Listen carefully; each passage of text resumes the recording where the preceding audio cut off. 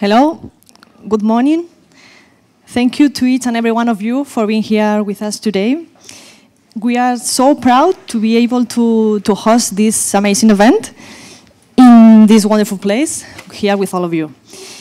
In today's event, we will be discussing about the football management industry, and also we would like to focus on two topics. The first one, the different management models used in global markets. The second one will be on how to maximize the impact of a league or a club in a competitive industry such as football. During this session, we will be learning about 4 different leagues' role and 4 different point of views. Each speaker will conduct a 15-minute presentation. After that, a discussion will take place, and then please feel free to ask questions, clarifications, suggestions, whatever you think is considered. Okay. And the event will end with a networking cocktail. Before we get started, I would like to appreciate and thank you, our speakers. Thank you so much for coming. Thank you for your time. Thank you for crossing half of the wall in order to be here with us. I really appreciate it. And again, thank you so much for your knowledge, for your insight, for everything. Honestly, I do believe that today we will have fun and we will be an amazing event. That said, Pedro, it's your turn. Thank you so much. Thank you, Raquel. Thanks a lot. Good morning, everybody. Thank you, Raquel, and thanks especially to the school for making this possible. This is like a wedding. So this is a wedding between all of us, okay? And a wedding that has, the global market as, the special guest, okay? Why? Because I want to tell you how all of this started. A few months ago, we were discussing what added value can we give to our students that we haven't done ever before. And we thought, well, we've been organizing roundtables since, 10, 12 years ago. We've been inviting guests from all over the world. But we thought that it was the first time ever to put them together, and we, the Real Madrid Graduate School, would not be the focus, okay? So usually when you're here in class, it's usually best practices from Real Madrid, organizations in Spain, but few times we had the opportunity to bring people to tell us what they do in their global and in the local contexts, in their markets. Why?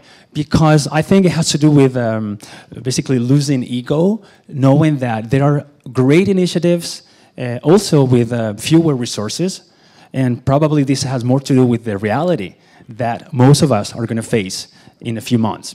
So for this reason, we had a dream, and the dream was, why don't we put everyone together and share best practices, also mistakes, career paths, and we give it, let's add one more recipe to that ingredient. And it was bring in also alumni to share their experience, to know what they're doing right now.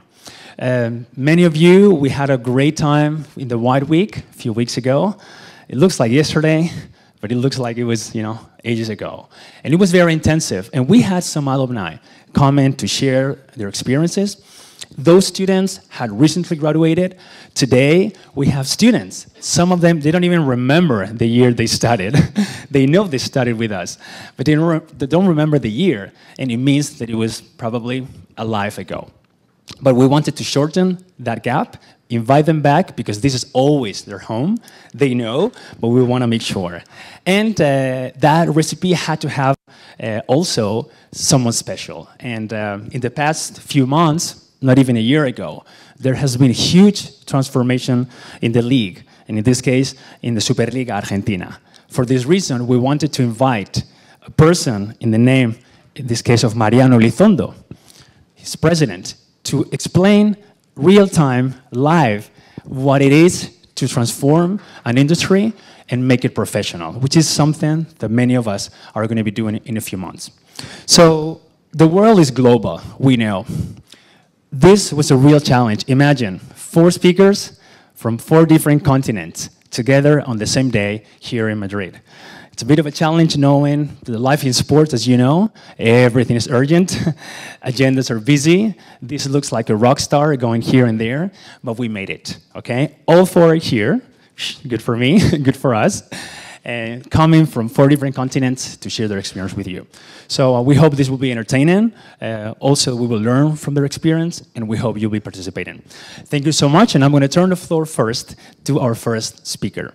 The first one comes from a few blocks away from here, because we wanted to host the other 3, having someone, in this case, from Spain. I'm not going to share a lot about him, because I would ruin half his presentation, because we want him also to explain that from a personal standpoint. His name is Francisco Delgado. Paco, now we're all friends, so we'll share Paco with us. Paco studied here in the school 2007-2008. Okay, whew, long ago. So I'm not going to share much because he will, but he's been having probably one of the most global experiences that we can imagine. Different sports, different organizations, and also different tasks. The important thing here is how you make everything connect and be useful for the next step, for your new job. So Paco works for La Liga, as you have the information. He's working in sponsorship, marketing, and I'm personally really, really happy to have him here today. Thank you so much, Paco, and the floor is yours. Thank you.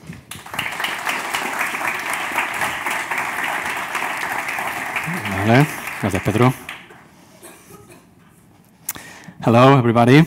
Thank you, Pedro, and thank you, the university, for inviting me to this great event to talk about global markets, marketing, sports, and in my case, my experience.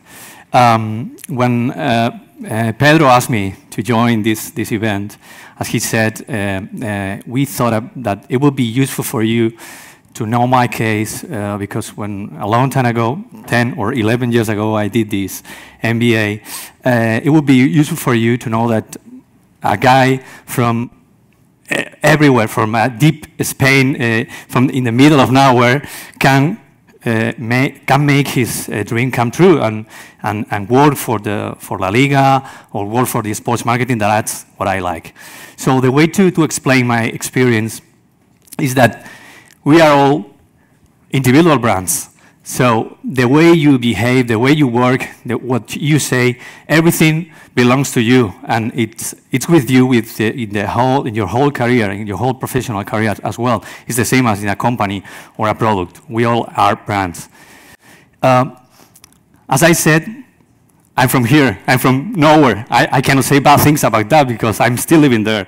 But for me, it was an important decision to take, that is to study this MBA a long time ago, because it gave me the opportunity to join this sports industry. It was an amazing course. We learn a lot. We have fun a lot with all the students, and the thing is that for me, I wanted to build my brand during this MBA. Attending classes, of course, being interested on all the topics in the class, getting in touch with the professors and the teachers that visited us to explain what they did in their works, their jobs. So for me, studying that was the key of having this professional to get in this sports marketing career. My first job was in the basketball federation with the national team. I had the chance because, as I said, I was all the time during the MBA mailing teachers, being interested on some topics. I was very interested in basketball.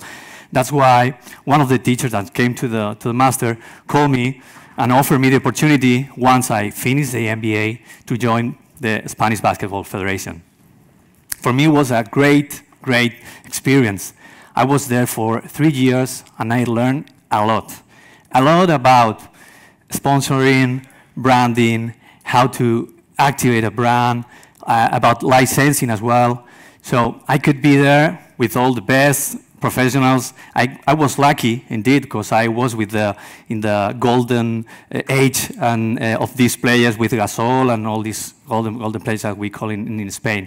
And I had the opportunity to live on the top with them and to learn a lot about marketing and sponsorship.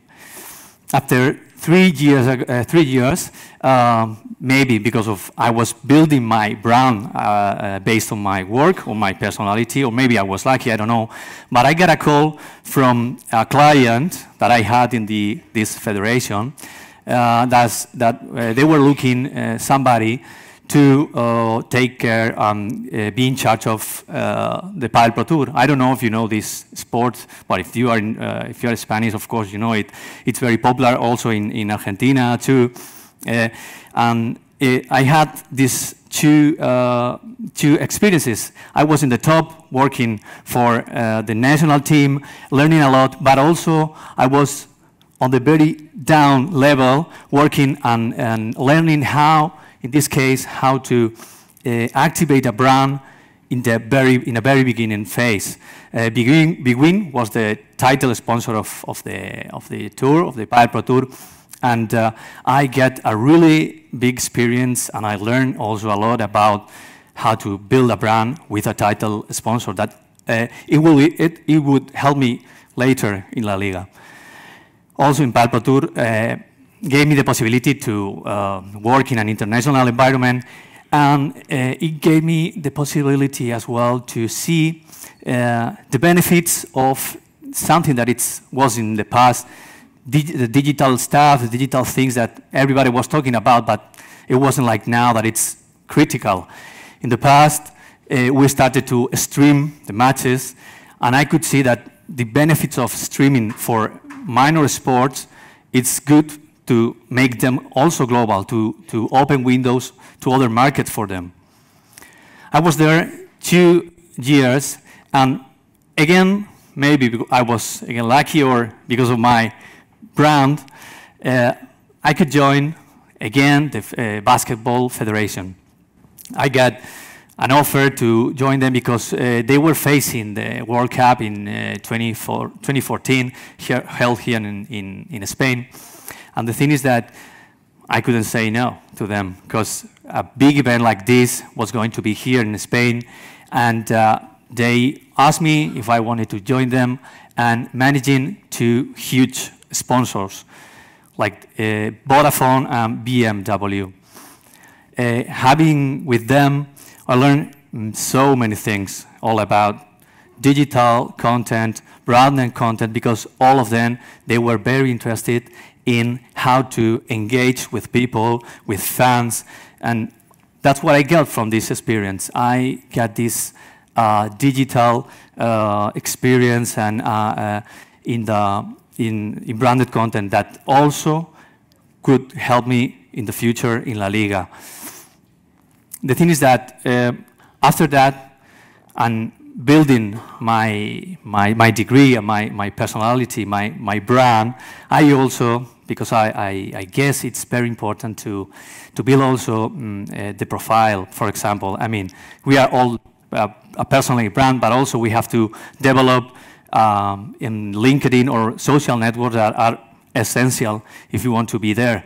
At least in my case, I had this chance, and thanks to that, of developing my brand in LinkedIn, I had suddenly, while I was facing the World Cup, the offer to join La Liga, and again, I couldn't say no to this offer because they were facing the challenge of La Liga was huge, and I really joined them 3 years ago to manage a lot of sponsors. Some of their national, others international, and here in La Liga, I manage a lot of sponsors like Electronic Arts, which part of the job it's also playing video games, Mazda, Mau, Danone, Panini. I'm taking care of the licensing of La Liga as well.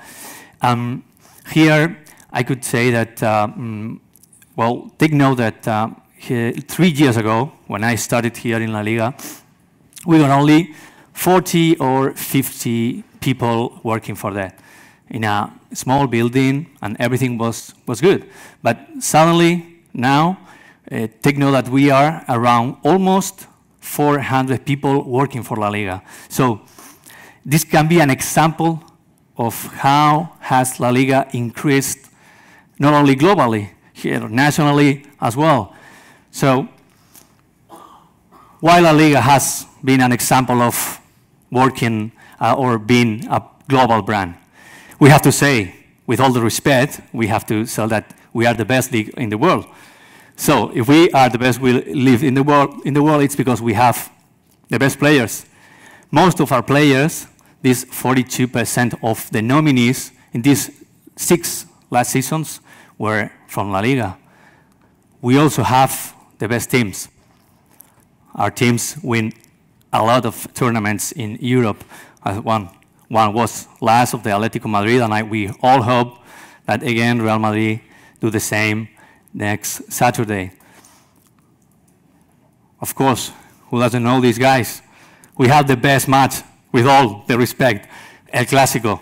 We broadcast live this match to more than 90 broadcasters, to more than 90 countries in the world. We make public viewings all around the world to allow people to watch it, to live it, in case of they can come to the stadium. So we have the best teams, the best players, the best match. So that means that our audience, it's huge. We are increasing it. We are close to 3 billion of audience TV. So these numbers, as you can see, in all markets are growing up. So it means that we hope that we are going a well job, because having these assets, nothing can go wrong for the moment. What to do to make it globally? To make a brand global as La Liga is, for example, making this decision that in Spain it can be a bit hard to make, because, you know, having a multiple time frame strategy is to allowing other markets to have matches in prime time, which means that here in Spain, sometimes in the beginning, people didn't understand very good. But if we want to be still or being the best league in the world, we have to have the best teams, the best players, and this we can also get it widespread the matches and letting people to know about it. Another example or decision to make it global, for example, is the audiovisual product. We invest a lot of money, resources, and time in having the best audiovisual product ever. We have spider cameras, 4K broadcasting, Steadicams, and 360 replays.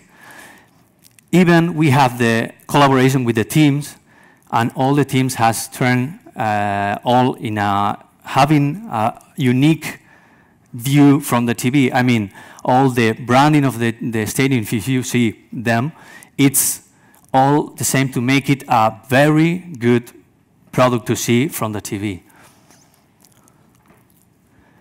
As you can see, these internationalization broadcasters, we are reaching almost 200 countries and getting in more than almost 90 broadcasters, which means that we have agreements with most of the most important broadcasters in the world to make it possible to make our brand global. For the last thing is not only TV is important, there are many things to make it important, this brand, our brand.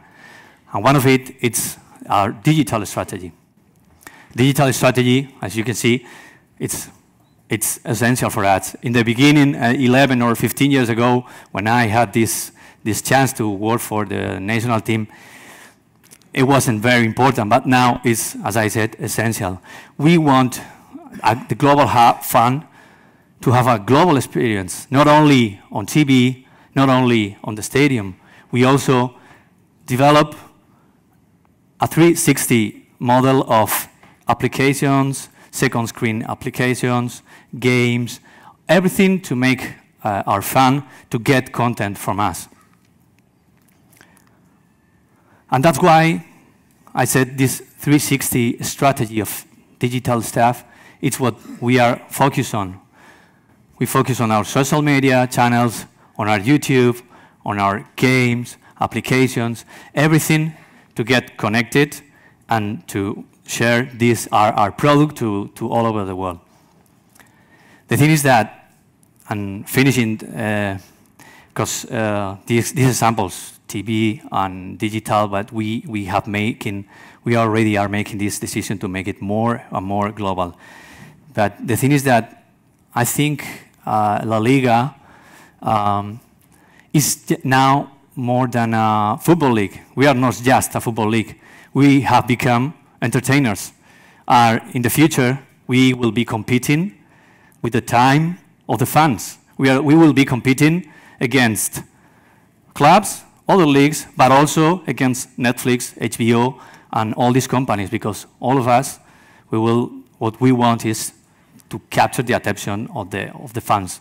So we will become not just a global brand, as I said. We will be a global entertainers to make it happy, to make it people happy to see our product. Thank you.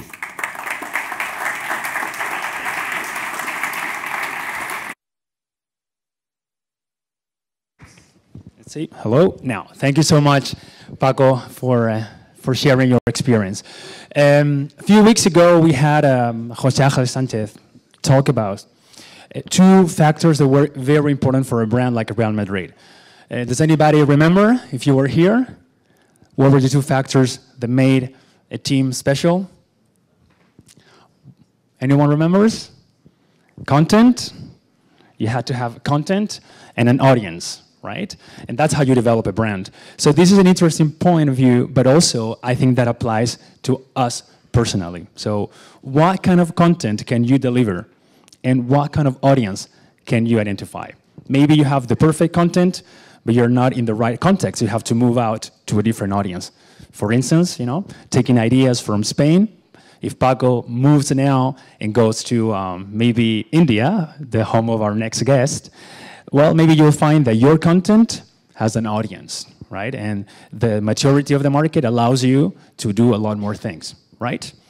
This is something that Smith Varkey, the person that will come next, started developing when he finished the program. The way he did it was, taking content, the knowledge that he had acquired in the program. That was 2010, 2011, okay, so a few years ago too, and move back home where he had the knowledge of the market and he could implement this know-how, this content. You were lucky because you went home. You could have gone somewhere else, but you decided to try and implement that knowledge back home. It was a great moment because the Indian market, and especially in the football industry, was growing.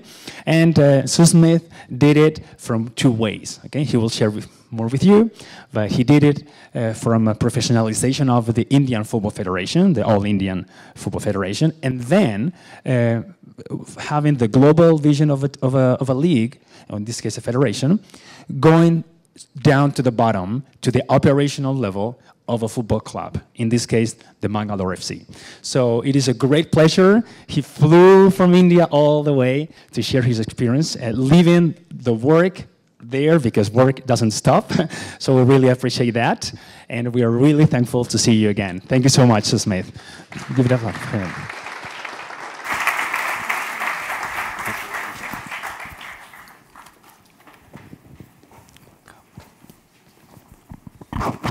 Hello? Hello? Yes. It's perfect, right? Yeah, hi. Firstly, good morning to everyone. Firstly, I'm very honored and humbled for this opportunity to invite me all the way over here to be a part of this. And it feels very good because I was part of the second year for the English course. From there, this program has moved on leaps and bounces. I can see when we were here, we were 15 or 16 of us. Now we've moved on.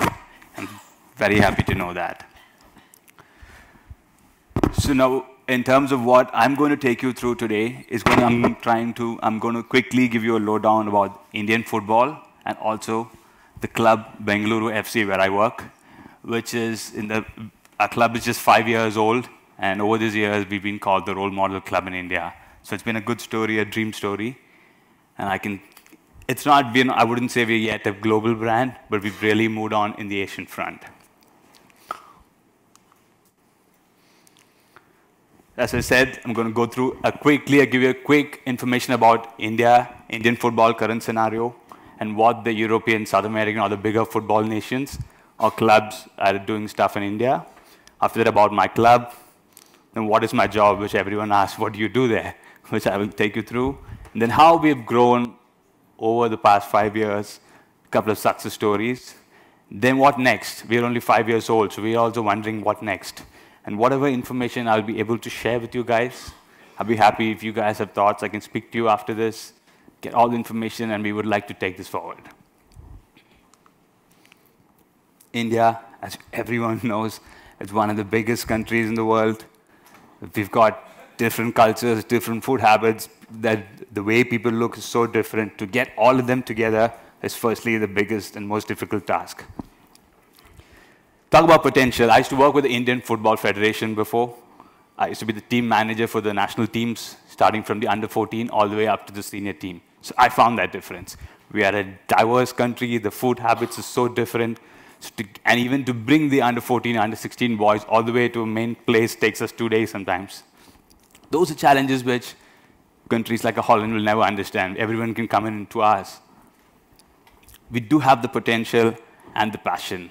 One of the biggest matches in our country, we have more than 85, 90,000 people coming to watch. That's as good as El Clasico. So we do have the passion and population for sure. Of the 1.2 billion people, if I cannot find 20, 25 good footballers, we really need to work on it. Because when I worked with a Dutch coach, he was telling sometimes in Holland, such a small country, they don't find a left wing back or a left-footed player sometimes. Currently, he was telling there's no striker, there is no number 9 they can play. So they end up playing Memphis Depay and everyone. So we have no excuse of that sort. We can do it. Now, quickly, we put up as 3 eras. One is our good times when we qualified for the World Cup, though we didn't play. And even the Asia, we were second once in 1950s. And one of the Olympics, we finished 4th also. This is history which people like us won't know. How it all, the football in India, the rebirth was in the mid-90s, when finally the federation decided to have a league with all the clubs from the various parts. Previously, it was all people from the West play in the West, East play in the East, South play in the East, because it was too big. And in '96, they started the first Indian league. And it slowly the players got exposure to play in the Asian tournaments and even the Asian Cup. So everything started in 2011 when India qualified for the AFC Asian Cup, which is as good as your Euros or the Copa Americas for India, where we played in the Asian Cup after a long time. That kick-started everything. And in 2012, the Indian Football Federation, coincidentally, I was working there, that's when the whole restructuring happened. We started to put a better technical team, focusing a lot on coach education. We never had enough licensed coaches then. At that time, India had around 6 pro licensed coaches, where Spain or Germany had close to 600. Even the Asian countries like Uzbekistan and all had 60, 70 odd coaches. So we decided we need to have good coaches. They're the only one who will take this forward. Invest a lot of time on grassroots. We wanted India being a big country. We decided to we opened at least in 7 or 8 states grassroots centers where regularly kids are playing. Also, we introduced the club licensing system, which is the blueprint of how any club should work. And in Asia, a lot of countries were not doing it. We were the 8th or 9th country in the whole of Asia to start this. But it's very difficult. All the clubs are going to first say, no, we're not going to do it because there's a lot of things. But the federation decided we will do it. We will implement the best practices. So there was no magic about it. In 2013, it's a big year where we won the we got the 2nd place for the best grassroots program behind Japan. Now that speaks for itself in Asia. We could do that. And further on in 2016, the club which I work now, we went and played we reached all the way to the final of the AFC Cup, which is like the Europa League. We reached all the way to the final, and though we lost out. And 2017 is the earmarked year for India when India hosted the FIFA Under-17 World Cup. It's the biggest football event ever India could host. It was done well. We had the best future players coming in, all the likes of Jadon Sancho and all that. That all pushed on, and India again qualified for the AFC Asian Cup in 2019, which is going to happen in UAE. So the progress is high, and I can just put all together with our FIFA ranking. Also, sometimes rankings are not the best, but from 152 in 2012, we reached all the way to 97, which is decent enough for a country like ours. Now, I would say the current scenario, I would like to put a bit of information in sense. We got things right. Now, what we need to do in a bit more finite level to take us to the next level is what we're thinking at this time. Obviously, coaching is one. We're putting a lot of time on sports science now, whether it's psychologists, whether it's better physiotherapy, biokinetics, strength and conditioning. All these things add on and give an extra value to us. Infrastructure, obviously, we need to keep improving. Corporates and sponsorship, that's something which only when money comes we can do it. TV rights is still a partnership. We don't get money out of there, whereas I'm sure in Europe the point is so different. Also, I wanted to see what the clubs or the bigger football nations do in India. One of the biggest ones, Bayern Munich. The full Bayern Munich team came in 2011 to play against India, which was first real, like when everyone played there. And there are a lot of technical partnerships which happen. The likes of Liverpool, Atletico Madrid have done that. And then the commercial model of soccer schools, where there's PSG, there's Barcelona, there's even Boca Juniors. A lot of them have started their soccer school, which is more a franchise model, but the brand pushes it through. So I'm going to talk about my club, which I'm very proud of. It's just 5 years old. I joined it. I joined the club in the second year. It's a kind of dream place for everyone to work because there's no history. We start off in a clean slate. So I don't have to say that's how we did it. There's nobody who's going to tell me that's how we did it. We can do it our way. So I was the fourth person to join the club.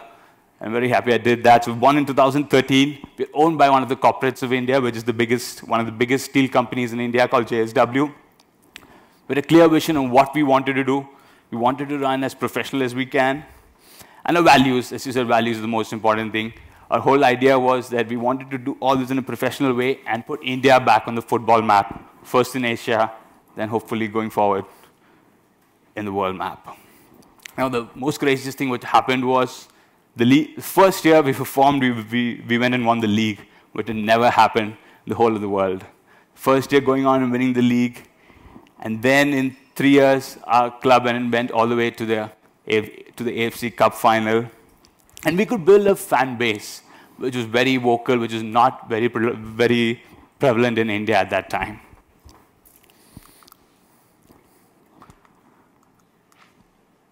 Okay, so when we were deciding over the years, like what are our main two focus? Like Pedro was just mentioning, what is Real Madrid focused on?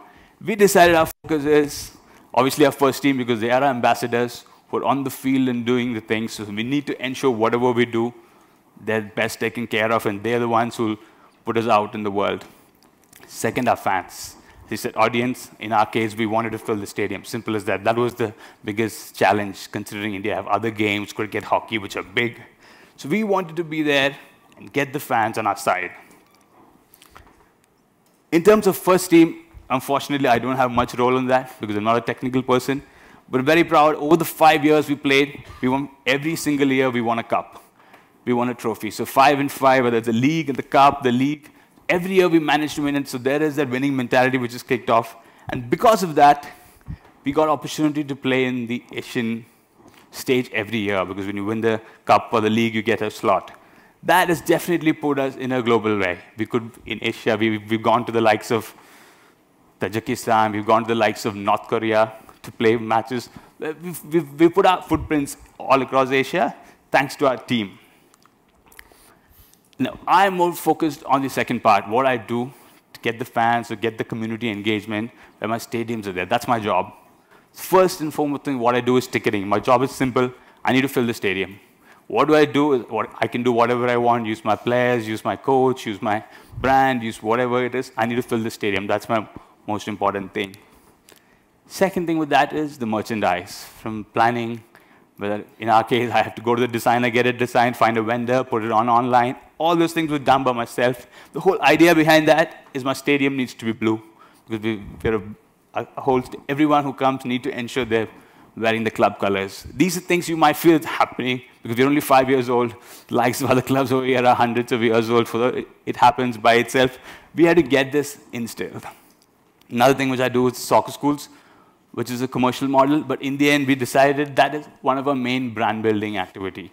What we do is we are able to touch the kids who come to play, the parents who come to drop them, sometimes the parents are too busy, the grandparents come, so we touch 3 generations, and the whole idea is they have to come to the stadium and wear our colors. So that's a whole thing we did.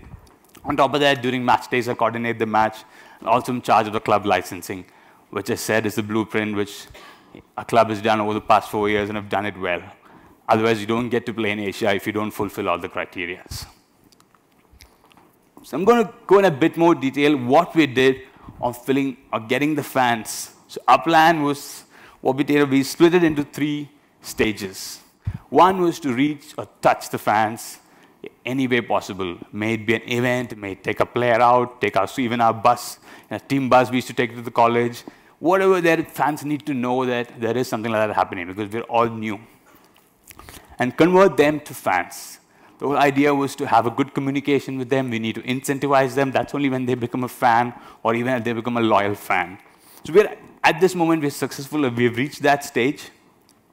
Now what we want is to make these fans to evangelists. Evangelists, what we say is that somebody who preaches or somebody who talks about you all positive things in wherever it is, whether it's media, social media, or that's the strategy we're trying to employ on how we convert whatever fans we have to take them and talk about us every single day.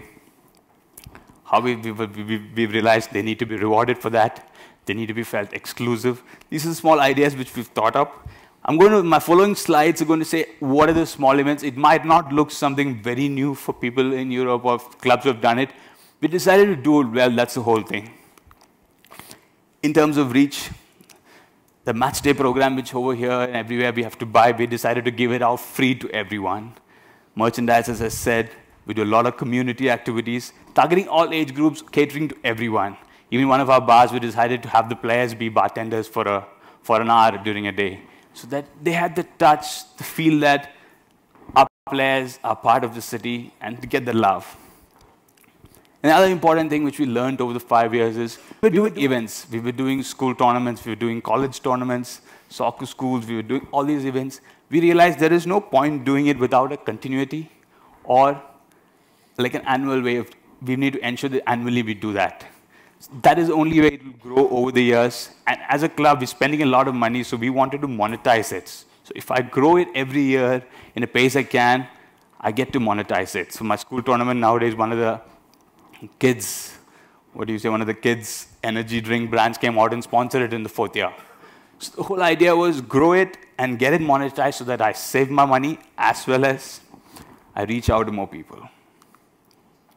We did even the smaller things of, everyone loves football, so we wanted to connect with people who all associated in one way or other way. Maybe footballers, maybe cricketers, maybe actors. Whatever connect we could.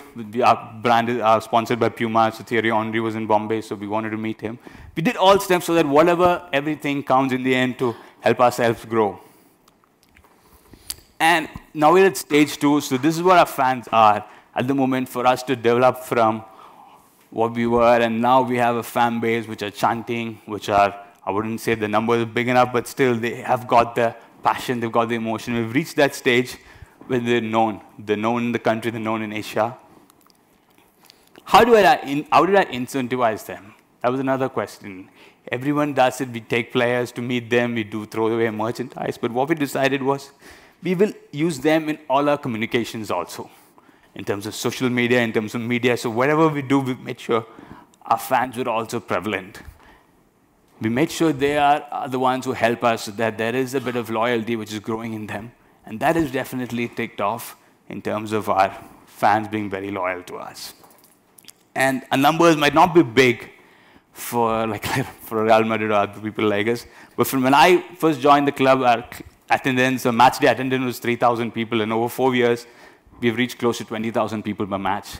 which is something which I feel I take pride in that, but that's something which is grown by doing all these things systematically. As I said, you need to touch all types of people, we need to cater to the entire audience. So we've managed to have a fan base where even there are more than 20% of women, which is not really prevalent in India in terms of football.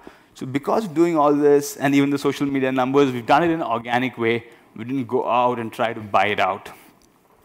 So that's how where we are in 5 years, how we reached. And what next? That's something even we're thinking. We're only 5 years old. How do I want to take it to the global market? There are things which we are thinking. We want to do a loyalty membership program online where everything happens. We don't have to send anyone any stuff. Obviously, the sponsor benefits. We want to trickle it down to the fans. We're going to tie up with an insurance agencies and make sure they give the insurance at a cheaper rate to our fans. Again, we're building connect with them. International presence is something we've definitely done it in Asia through our first team. As I said, our 2 focus points is the first team and the fans. We've done it, and now we're in the process of thinking on how to take it forward. Now, I cannot take a BFC soccer school to Barcelona or Madrid. We might take it to Dubai or a Kuwait, where there is a lot of Indian population. And you'd have a connect with it, like the US did it with the Spanish-Hispanic idea of getting the Mexican players and all that. That's a whole idea which we are looking at. And even tourism. Tourism is something in India which is big, and we want to connect sport, like maybe a cricket match or a football match, all together to the city. So we're working very closely with the tourism department of the state. And after this, I would like to, if you guys could get an idea of what we've done over things, I can understand, and we can take this forward on your thoughts about it. This slide is just for us to understand that these are the 2 things, our first team and our fans. So we need to go hand in hand. Otherwise, we're not going to grow. That's something which we decided. I hope I was informative enough. Now you guys understood what it was.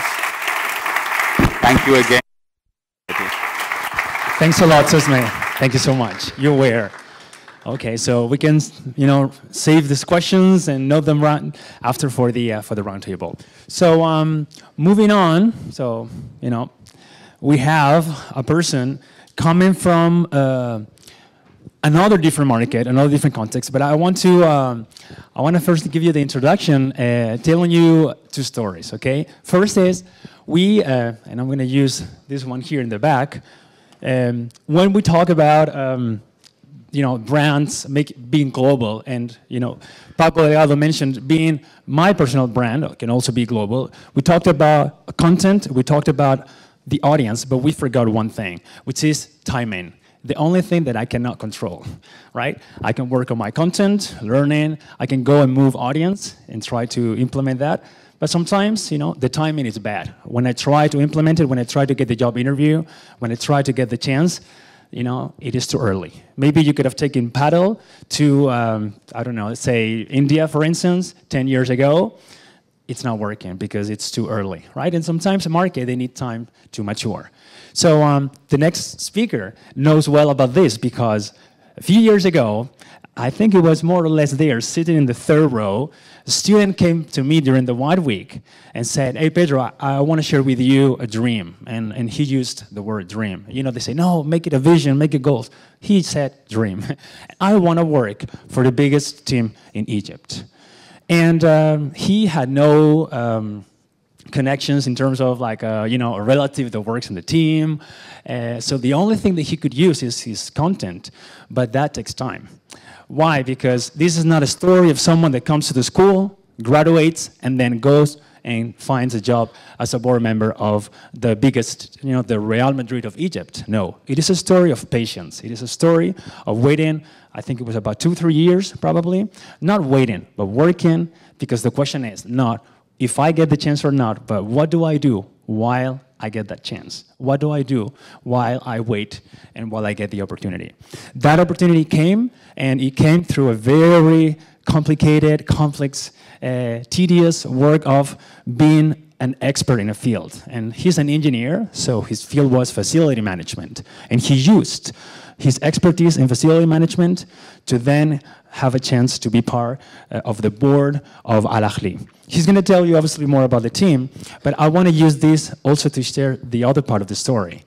When we talk about timing, Something that we see is, for instance, in the case of Paco, Sue Smith, they spoke. Well, we see what they're doing now, but the important part is how can I pull the thread and know what you've been doing, and especially those first 2 jobs, internships, and how they help you get to where you are now. Because it is frustrating also for someone, maybe to see you with 10 years of experience and having worked in so many brands. Okay, so for instance, now there is an Egyptian football player, very trendy now, Mohamed Salah, as you know, playing this Saturday. So you could say, well, he's a great player, he's in a great team, and now playing the final of the Champions League. But if you pull the thread, you go back to a story of a player that is born and raised in a very small, humble team, okay, little team in Egypt, that is managed and run by a former colleague of yours, a former student, that had the dream of taking a team from scratch and taking it up, okay? So there are different ways, taking a small team and then having success stories, or, you know, not having connections, not having those contacts, and just working hard, digging and digging. So for me, it is great, and a special honor to introduce you to Mohamed Serageldin. Thank you so much, Mohamed. Thank you. All yours. Thank you so much. Thank you, Pedro. Good morning, everyone. I'm really happy to be here again. As Pedro mentioned, after 3 years, I was here as a student, master's student of Real Madrid Graduate School, and I'm really happy to be here again, sharing very good memories in this place. So I want first to say thank you for Real Madrid Club and Real Madrid Graduate School, and Pedro, my professor and my good friend, for this invitation and for letting me to share my club presentation with you today. My name is Mohamed Serageldin. As I mentioned, I finished my master's in sports management here in Real Madrid Graduate School. I did also another master's in construction engineering in Egypt, in the American University in Cairo. And the specialization was in construction of stadiums and sports facilities. That was my specialization. It's working. Okay. So we're going to talk about my club, Al Ahly Club. Today I will focus on the impact of Al Ahly on the social level, economical level, and infrastructure level, and what challenges are coming up for us as Al Ahly Club future-wise, globally and regionally. So I will tell you the presentation today in a form of a story for Al Ahly, how the past of Al Ahly and the present and the future we are looking for as a board member of Al Ahly Club. So Al Ahly, it's founded in 1907. Maybe the reason out of initiating the club and foundation of Al Ahly was not a sports reason, but it was for a national and political reason. So Al Ahly was founded in 1907 as a gathering for the Cairo Student University. Against the invasion. At that time, Egypt was invaded by the UK, so students have an idea of how we can struggle against the invasion. So they got the idea of founding a club, which can be an assembly point for these students against invasion. And then the club after that began to share in sports tournaments in Egypt and in Africa, till it became the biggest brand name in Africa now as the biggest sports club. So our league, Egyptian league, it started 1948, maybe 40 years after the foundation of Al Ahly. Al Ahly succeeded to gain the first 9 consecutive leagues from 48 till 57. Also, we as Al Ahly has 3 main sports social sports branches in Cairo. The size of this branch is about 842,000 meters square. And maybe this is different than Europe. In Europe or in Latin America, the most of the clubs only have their own stadium for football or for sports facilities for basketball or whatever, but in Egypt we have also a part for the social life. So aside from cheering in tournaments and playing with teams in Egypt or Africa, we have also a part for obligation, like for our social obligation about the Egyptians and about our members in the club. So we are now building the fourth branch as well in Egypt. We have about 160,000 members in the club till now. And this is a picture for our main branch in Cairo, in the downtown in Cairo. Here is some clubs owned by Al Ahly. It's 40 leagues in Egypt. It's recent. The 40 league was only from 2 months ago. So we just held our 4-star on our T-shirt this year. We have also, it's the highest record in Egypt, and 36 Egyptian Cup, and 8 African Champions League, which is the highest record in Africa as well. Also 1 Confederation Cup and 4 African Cup winners. Also to the globally, Al Ahly achieved the 3rd place in the World Cup before in 2006 and participated like 5 times in this big competition. It's nominated to be the African Club of the Century in 2001. And maybe at that time also Real Madrid was nominated to be the Club of the Century worldwide and Europe.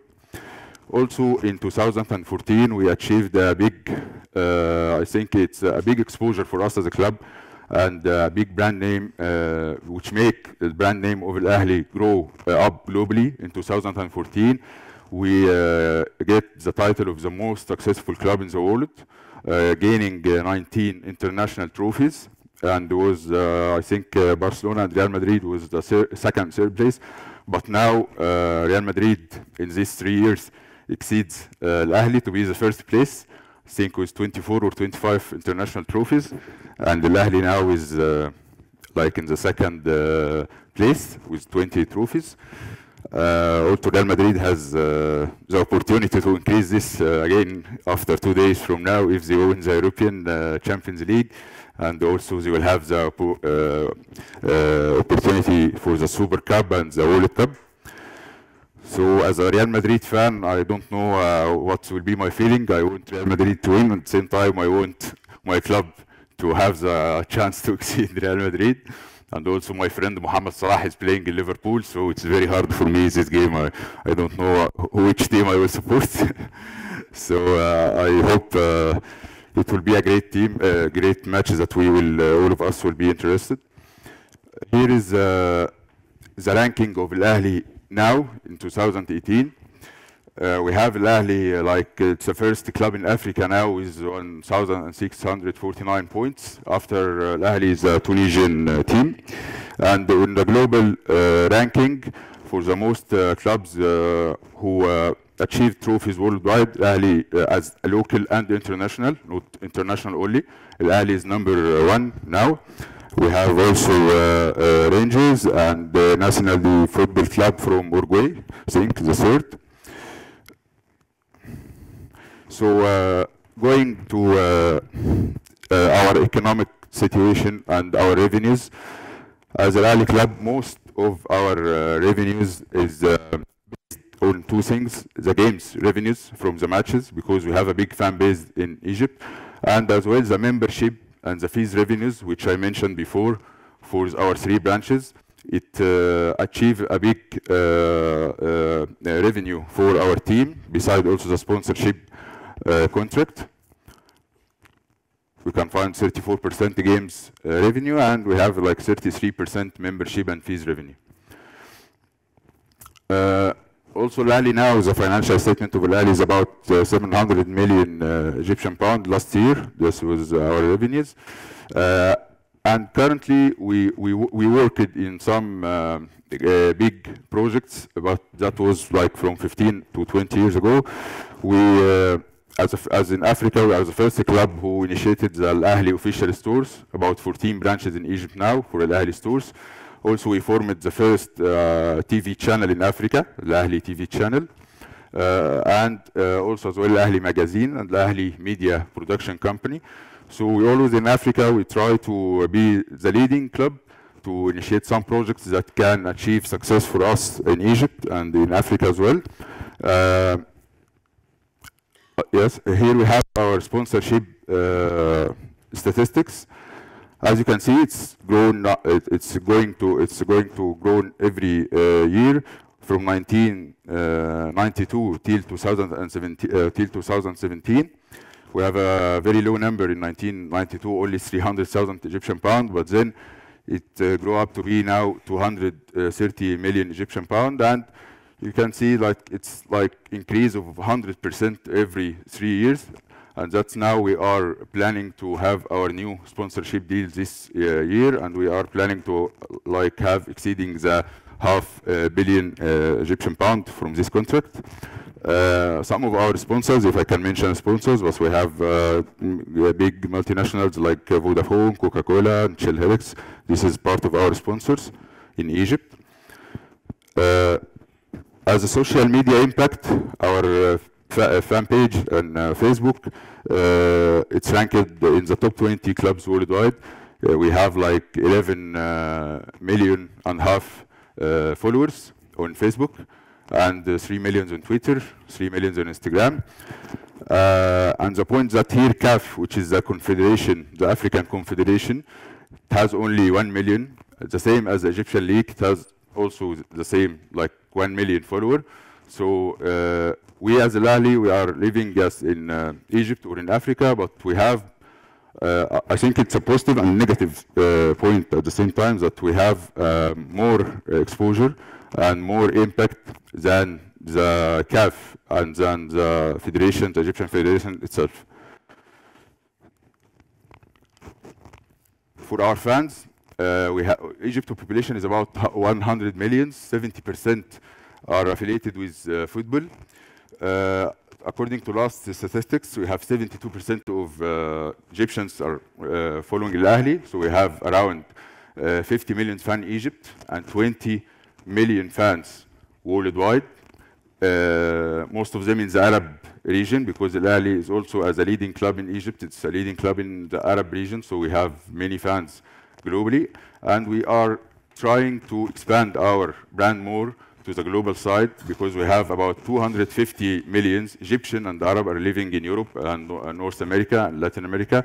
So we are trying to reach them in our future plans. As international participation, we always we put like the European culture as our target to make a good benefit with European clubs and institutions. That's why we send many coaches and managers from our side to have experience with big clubs like Real Madrid, like Barcelona, like Ajax. So we are used to have good sharing knowledge with the European clubs. We played good friendly games maybe with Real Madrid and Barcelona and Roma, and this game was in 2001 with Real Madrid, with Zinedine Zidane in Cairo International Stadium. And it was, the event was because of the Club of the Century. Al Ahly was the African Club of the Century at that time, and Real Madrid was the Club of the Century worldwide, so that game was celebrating such an event. I don't know if anyone knows the result of this game. Can you predict? Anyone here? Only Arabi, you know. Where are you from? Okay, Egyptian. The only Egyptian one here. But anyone of you knows the result? He said it in Arabic. Okay, it was 1-0 for Al Ahly Club at that time. So here we have for our future wise, we are trying to expand our name globally and to have like more exposure around the big teams worldwide. So we as a board, we came like from 6 months only. We are in the charge of the club. We did our first plan for our new stadium. It's done by a British company. It's called Populous, which they designed the Wembley Stadium and the Emirates Stadium as well. So our stadium will be like 60,000 seat capacity, having a commercial district and administrative units and a hotel as well, which is looking the stadium. It will be the third largest stadium in Egypt after Cairo Stadium and Burj Al Arab. We are trying to make it a revenue stream model because we have a problem in Egypt with stadiums that most of the stadiums are owned by the government. It will be the first club to own its to have its own stadium. And at the same time, we are trying to make the same model of Juventus club, because in Italy we have the same problem. All the stadiums are owned also by government, but Juventus in 2011 they did their first stadium, and it was a very successful model because they did the payback period of the stadium in only 5 years. It was initiated 2011, and it did the payback in 2016. So we are trying to make a model of revenue stream, and that was part of my studies. In the construction of stadiums, I did a model. Maybe if we have time, we can show it. It's you insert the data of the stadium, the country, the quality of the stadium, the capacity, if it has commercial area or no, if it has like parking or no. You put all the data, and they give you as output the cost, and it's workable in 56 countries. It gives you the output of the cost, the revenues, the payback period of the stadium.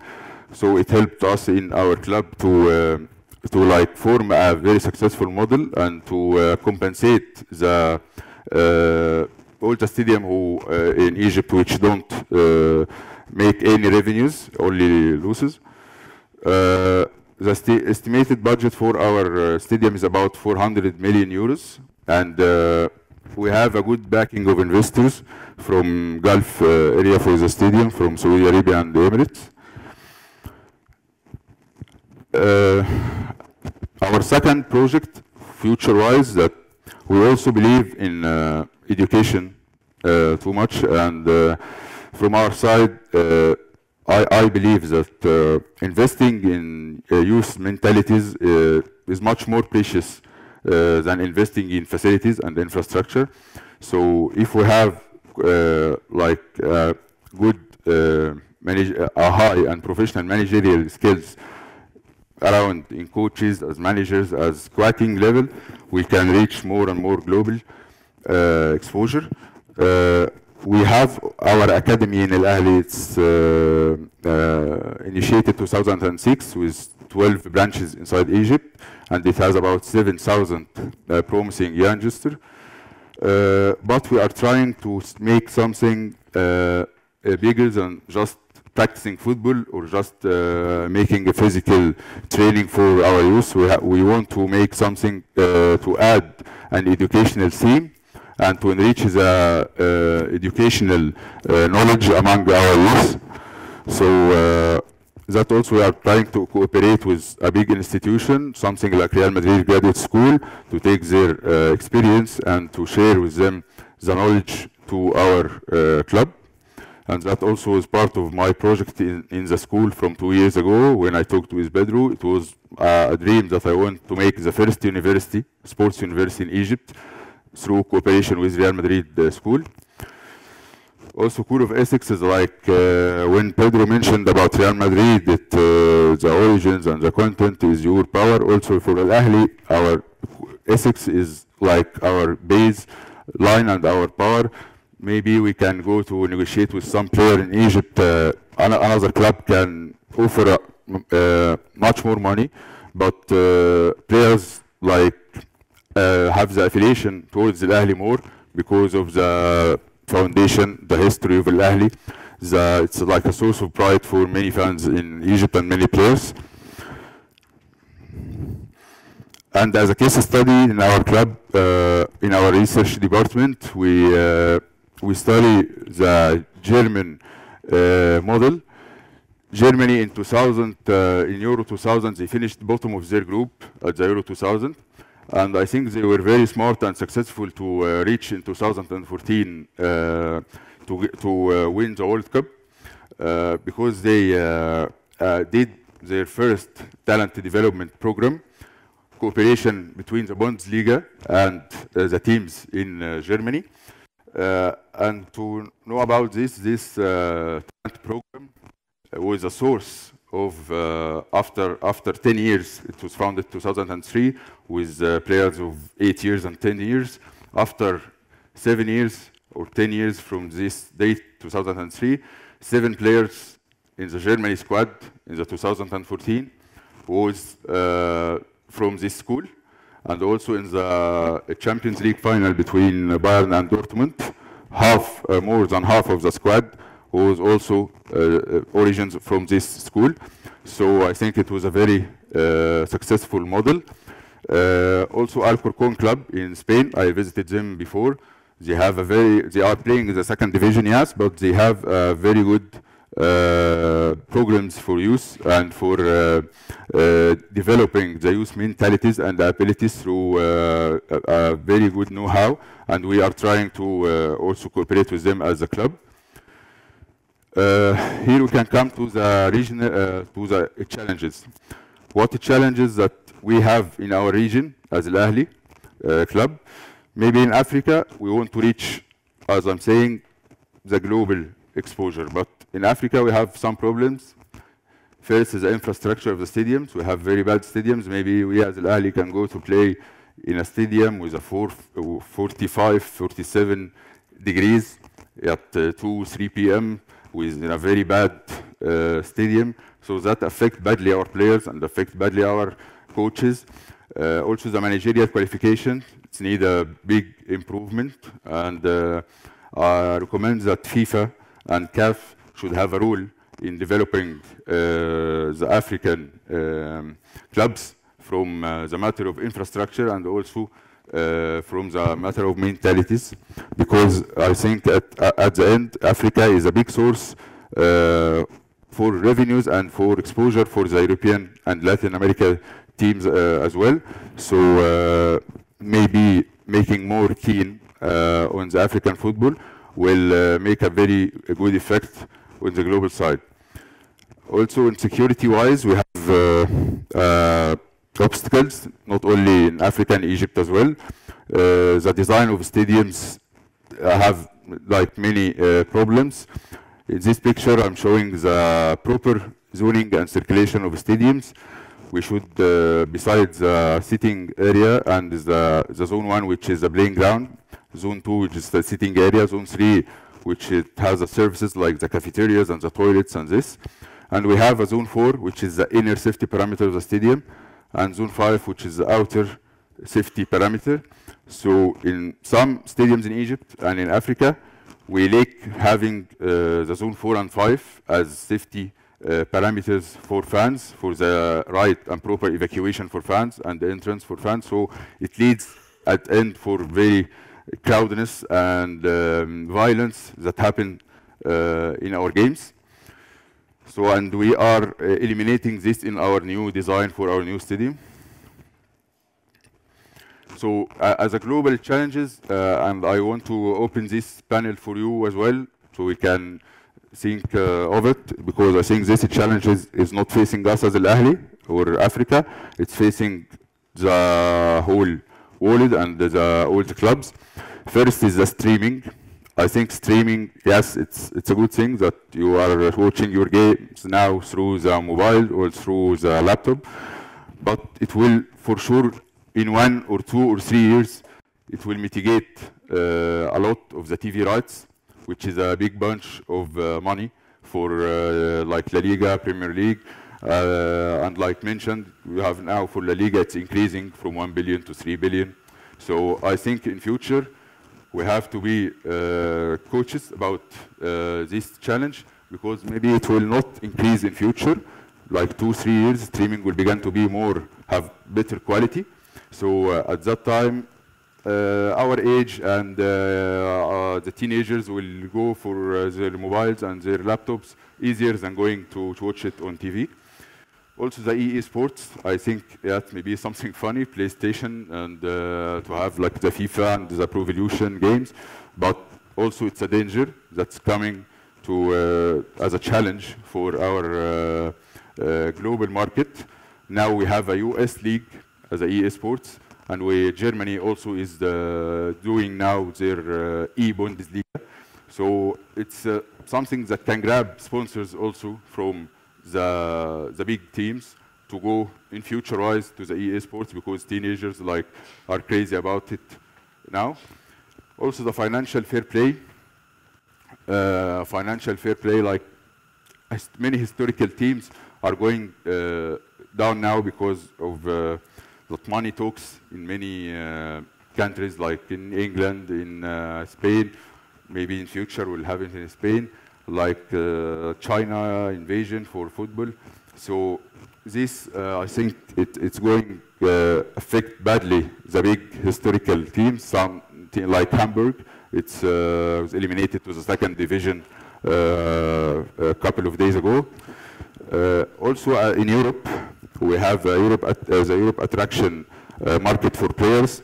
I think all players now from Africa, from Latin America, from everyone want to go to Europe. Every player want to go to play in the Premier League or the La Liga or any European team. So I think now it's like a congestion and the crowdedness of players in Europe. We have to think to open other markets and other leagues to attract more players, so not all the focus will be in Europe. Also sharing the economy, it's not a challenge, but I'm expecting in future-wise that sharing the economy will happen, because teams will begin to have problem at the financial levels. So I think some sort of sharing the economy for the facilities, for the training facilities will happen with maybe investor or big teams that will share its facilities with other smaller teams to mitigate the recovery cost of training facilities and this. And as well, I'm suggesting like making a historical international tournament, why not to be done by FIFA or something every 2 years or every 4 years between the biggest teams worldwide, which has a big history, and as well as it has a big, they achieve a lot of trophies and awards. So this can, from my point of view, can give some good benefit and can enrich the historical team to go more, and as well it will make a good social and economical benefit for the federations like the African Federation or Asian Federation. It will make a good benefit on this team. And yes, thank you.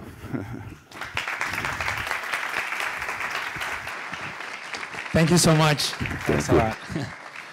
All right, thank you so much, Mohammed.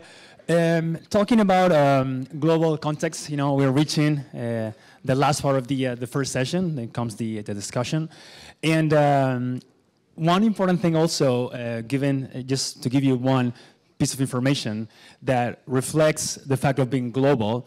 Right now, the NBA is reaching the final stage. I know many of you are huge NBA fans. So if you just, do some short research, you'll find out that no team in the NBA has more fans or social media followers than Al Ahly, right? So you think that those are way bigger brands, but the reality is that there's one thing is noise, and the other thing is impact. And we have to make a difference between the two.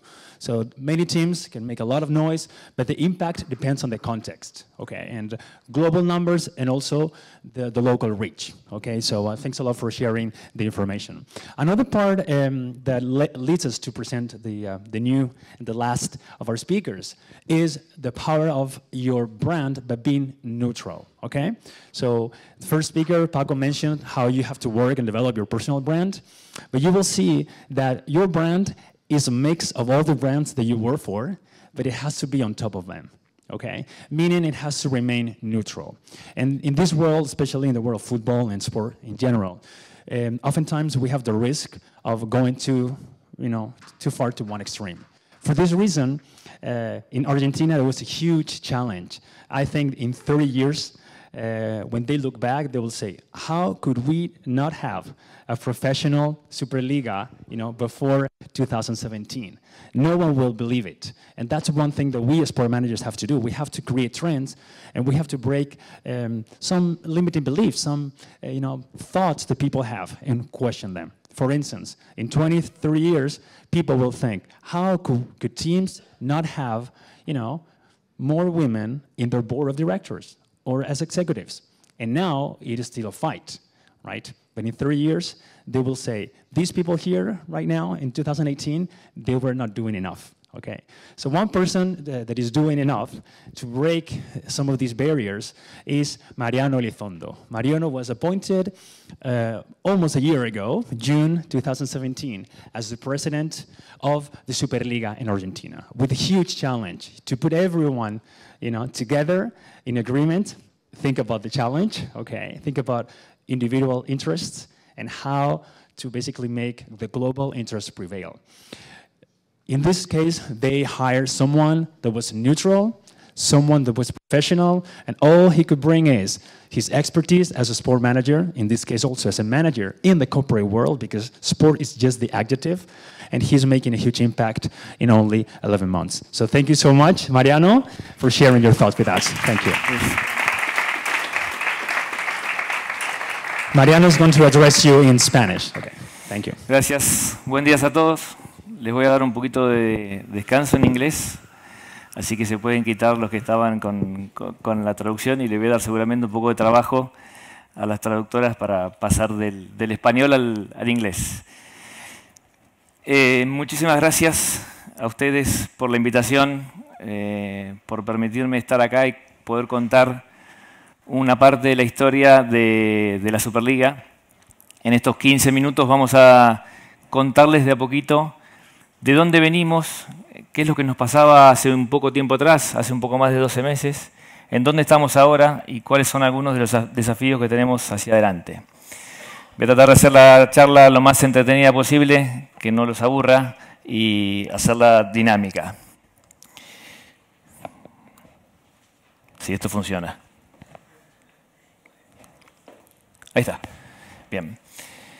En el de dónde venimos, el fútbol argentino viene de una crisis muy grande en lo organizativo. El fútbol argentino se conoce, o los jugadores argentinos se conocen en el mundo por las cosas que pueden lograr, pero en cuanto a nuestra organización tenemos y tuvimos grandes dificultades en el trabajo, de qué manera nos organizamos, de qué manera trabajamos de manera profesional.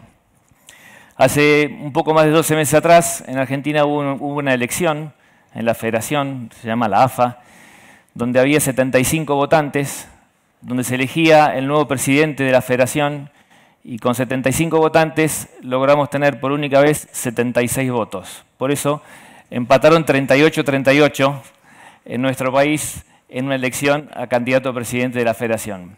Ese fue, creo, el hazme de reír de muchos en Argentina, el hazme de reír de muchos en el mundo, y desde ahí es desde donde venimos. Venimos de una etapa caótica, donde el fútbol hace un poco más de 12 meses atrás no se jugaba porque los clubes no podían pagar sus salarios a los jugadores.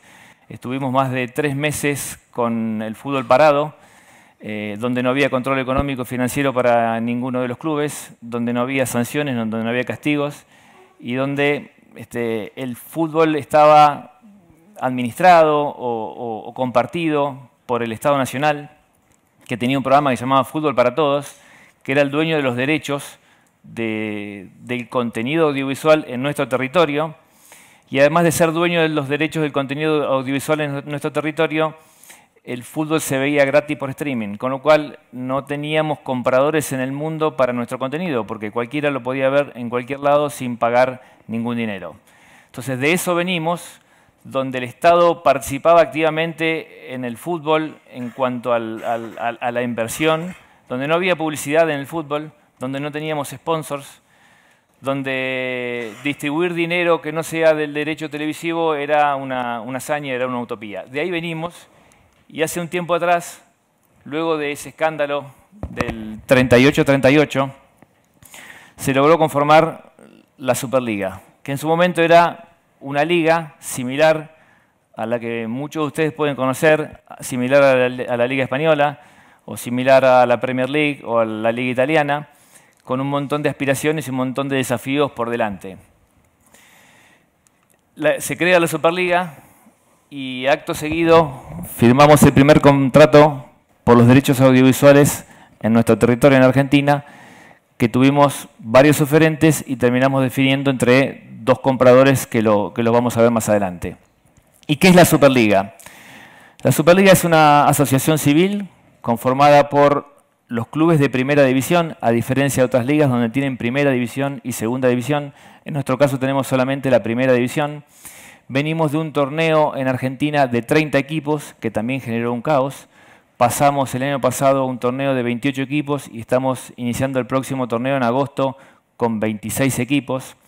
Nuestra aspiración es hacia el 2020 tener 22 equipos y tratar de hacer una liga con menos cantidad de equipos y una liga un poco más competitiva de lo que supo ser en su momento. Como les decía, está conformada por hoy 26 miembros, que son los representantes de cada uno de los equipos. Tiene un cuerpo político que es un comité ejecutivo con reuniones quincenales donde definimos temas estratégicos. Una mesa chica, una mesa directiva conformada por 7 dirigentes y después un equipo profesional que día a día trabaja en pos de generar un mejor resultado para el fútbol argentino. Pero también, como toda liga, tenemos un vínculo con la federación. En nuestro caso, como les contaba antes, la federación se llama la AFA. Este vínculo tiene que ver con muchas de las actividades que tiene que ver con el fútbol en sí. El vínculo está dado, por ejemplo, porque el arbitraje depende de la federación, son empleados en relación de dependencia de la federación y nosotros contratamos ese servicio para que nos dé el servicio tanto en los partidos de primera división, lo que nosotros llamamos la reserva o el sub-21, como en todas las categorías inferiores hasta la 9ª categoría. Tenemos compartido con ellos también el tribunal disciplinario. Cada vez que hay una sanción a un jugador, el tribunal de disciplina lo maneja la federación.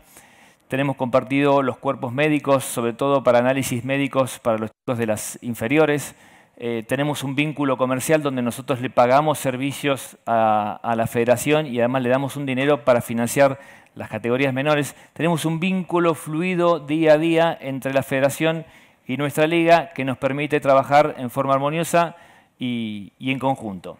¿Y por qué se creó la Superliga? Como les contaba antes, porque necesitábamos tener orden, porque nuestro fútbol no lo tenía, necesitábamos tener transparencia, venimos de muchos conflictos en Argentina que estuvieron muy cercanos también a los conflictos del FIFA Gate, donde hubo empresas en Argentina que tuvieron algunos conflictos que después tuvieron que dar explicaciones en la justicia, porque el fútbol argentino no generaba un ingreso más allá del derecho audiovisual, entonces había que generar un ingreso y explotar un montón de dinero que está arriba de la mesa y que no lo sabíamos ver, no teníamos la oportunidad de encontrarle la solución a ese tema y luego distribuir ese dinero entre los clubes, y porque necesitábamos mayor previsibilidad. El fútbol argentino hace un poco más de un año no se sabía un día martes, un día miércoles, quién jugaba el sábado, quién jugaba el domingo, quién jugaba el lunes. Jugamos en nuestro fútbol viernes, sábado, domingo y lunes las fechas porque son muchos equipos y necesitamos tener una apertura de horarios importante para que todos los partidos se puedan ver. Y hace un tiempo atrás no se sabía quién jugaba en cada momento y eso no le permitía trabajar bien a los entrenadores, no le permitía trabajar bien a los preparadores físicos, no le permitía descansar bien a los jugadores. Los cuerpos dirigenciales no sabían en qué momento tenían que viajar, no conocían su logística, tenían sobrecostos en muchos casos por logística de hoteles, por logística de transporte, porque no se conocía la agenda. Y bueno, a eso teníamos que apuntar nosotros a darle una previsibilidad. Y rápidamente empezamos a trabajar en 5 temas que también los compañeros que hablaron antes los fueron contando, que se conocen en FIFA como los 5 pilares para obtener una licencia. Nosotros armamos un reglamento de admisión del torneo donde le exigimos a cada uno de los clubes que cumpla con determinada documentación que tiene que ver con estos 5 puntos que vemos acá. Aspectos deportivos, tanto de la práctica profesional como de la práctica amateur, el campo de juego para la práctica, gimnasios, el campo de juego para la práctica amateur, los preparadores físicos, los cuerpos técnicos que tienen todas las divisiones, psicólogos que le pedimos para el trabajo con los chicos, una serie de requisitos que le pedimos para el campo deportivo, una serie de requisitos que le pedimos en temas de infraestructura, tanto sea para el estadio del partido que se juegue el fin de semana, como también para la práctica del equipo profesional y de los equipos juveniles. Un trabajo de administración y personal o de gerenciamiento de los clubes. Venimos de etapas donde los clubes se manejaban de manera política, no con un cuerpo profesional. Eso ha generado, por ejemplo, en Argentina, que no había tantas carreras que tengan que ver con la gestión deportiva, porque el club lo manejaba el presidente de turno con su comisión directiva de turno, y muchas veces no tenían una continuidad en el tiempo. Terminaba una comisión directiva a los 3, 4 años, venía una nueva y encarrilaba su trabajo hacia otro lado. Estamos trabajando para que cada uno de los clubes tenga una estructura de management profesional que perdure en el tiempo, que después los cuerpos políticos de los clubes definan estrategias políticas, pero que la continuidad del trabajo se vea y perdure en el tiempo. Un tema jurídico que estamos requiriendo de los clubes, que es el vínculo que tienen cada uno de los clubes con sus jugadores, el vínculo que tienen cada uno de sus clubes con los cuerpos técnicos, con la federación, con un montón de temas que a veces quedaban con la inscripción de venta de jugadores, con los contratos con los jugadores, que había un montón de temas que muchas veces quedaban librados al azar. Y por último, un tema que es recurrente en, creo, muchas ligas, que es el tema que tiene que ver con lo financiero, con el control económico y financiero de los clubes. Como les decía al principio de la presentación, nuestro fútbol viene de una etapa compleja, donde no se pagaban los salarios, y a partir de este torneo que empezó en la segunda mitad del año pasado y terminó hace unos pocos días en Argentina, empezamos a exigirle mes tras mes a los clubes una presentación de una declaración jurada donde nos informen el pago del salario de sus jugadores. Algo que no existía, algo que es nuevo para nosotros, algo que como no se controlaba muchas veces los clubes no lo cumplían, y con este ejercicio que empezamos a hacer logramos en un primer torneo que hubo 2 clubes que uno tuvo una sanción definitiva y otro está en un proceso de sanción por no pago de salarios, que en el primer caso tiene una quita de puntos que repercute en lo deportivo por no haber cumplido con el pago de salarios. Pero además, para trabajar en estos 5 pilares, lo que hicimos es convocamos a todos los gerentes y a los cuerpos directivos de los clubes y a personalidades destacadas del mundo del deporte en Argentina para que nos ayuden a definir este reglamento de admisión o este reglamento de licencias para solicitarle a cada uno de los clubes. Y durante los primeros 6 meses de vida de la Superliga, los últimos 6 meses del año pasado, trabajaron muchos dirigentes, muchos profesionales en definir un reglamento que nos permita tener una competencia mejor. Hacia fin del año pasado aprobamos el reglamento que entra en vigencia para este nuevo torneo, y luego de la aprobación del reglamento, con una serie de requisitos que se le exigen a cada uno de los clubes, que nosotros llamamos criterios A, B o C. Los A son obligatorios y el que no cumple un criterio A no puede jugar el próximo torneo. Los B son criterios obligatorios pero tienen una sanción menor y no es la no posibilidad de jugar el torneo. Y los criterios C es de mejores prácticas. Es un criterio C, se le recomienda al club que lo cumpla porque en algún momento va a ser un criterio B o probablemente en algún momento sea un criterio A.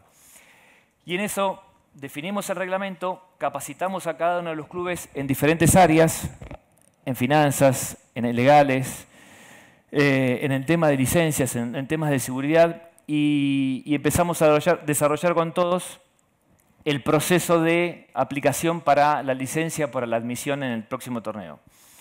Hacia los primeros días de abril, los clubes empezaron a presentar documentación. Estamos en este momento en una etapa de evaluación de la documentación que presentaron cada uno de ellos.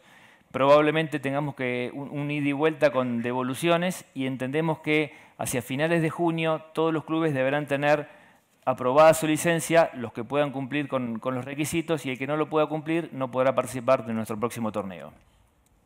Como les decía, el 30 de junio debemos contar con la aprobación o no de cada una de las licencias o el derecho de admisión de los clubes para el próximo torneo, y luego a partir del próximo torneo, que arrancará en agosto, los clubes irán teniendo una evaluación y un análisis continuo en el tiempo de cumplimiento de la información que fueron presentando en su momento. Ahora, esta es la parte que le conté antes, más aburrida para los clubes, o la que es menos simpática para mí para hablar con ellos.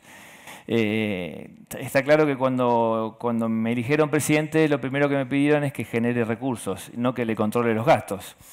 Y para generar recursos y para controlar gastos y para trabajar de manera previsible, definimos una serie de cosas que entendíamos que teníamos que hacer. Una de ellas fue ordenar el campeonato, como les decía. El ordenar el campeonato no solamente le da conocimiento al fanático, al hincha, de cuándo va a jugar su equipo, sino que genera también un montón de ahorros y también puede generar ingresos en los clubes, sabiendo cuándo juega cada uno. Como les decía, el año pasado, hacia mitad de semana, no se sabía quién jugaba el fin de semana. Nosotros nos planteamos para el primer torneo un objetivo que al principio nos decían que estábamos todos locos, que era definir con antelación quién iba a jugar en cada momento. Allá por diciembre del año pasado anunciamos en una conferencia de prensa, que ven ahí, que los 212 partidos creo que eran que íbamos a jugar este primer semestre, quién iba a jugar el viernes y en qué horario, quién iba a jugar el sábado y en qué horario, quién iba a jugar el domingo y quién iba a jugar el lunes en qué horario. Y qué canal o qué señal televisiva iba a tener los derechos del viernes, los del sábado, los del domingo, los del lunes. Muchos estaban como ustedes sentados viendo, escuchando, y entiendo que muchos dijeron esto no lo van a poder cumplir de ninguna manera porque el fútbol argentino viene en una etapa de caos donde nada se puede prever con tanto tiempo. Bueno, tiempo más tarde, ahora le puedo decir que más del 97% de los casos que dijimos en aquel 27 de diciembre los cumplimos, y los pocos casos que no se cumplieron fueron por factores climáticos. Tuvimos en abril una serie de lluvias con tormentas eléctricas en Argentina que nos impidieron jugar 6 partidos que se reprogramaron rápidamente. Eso para la historia del fútbol argentino es como haber tratado de poner un satélite en el espacio con una cuchara y un tenedor. Era imposible para muchos y lo logramos en poco tiempo.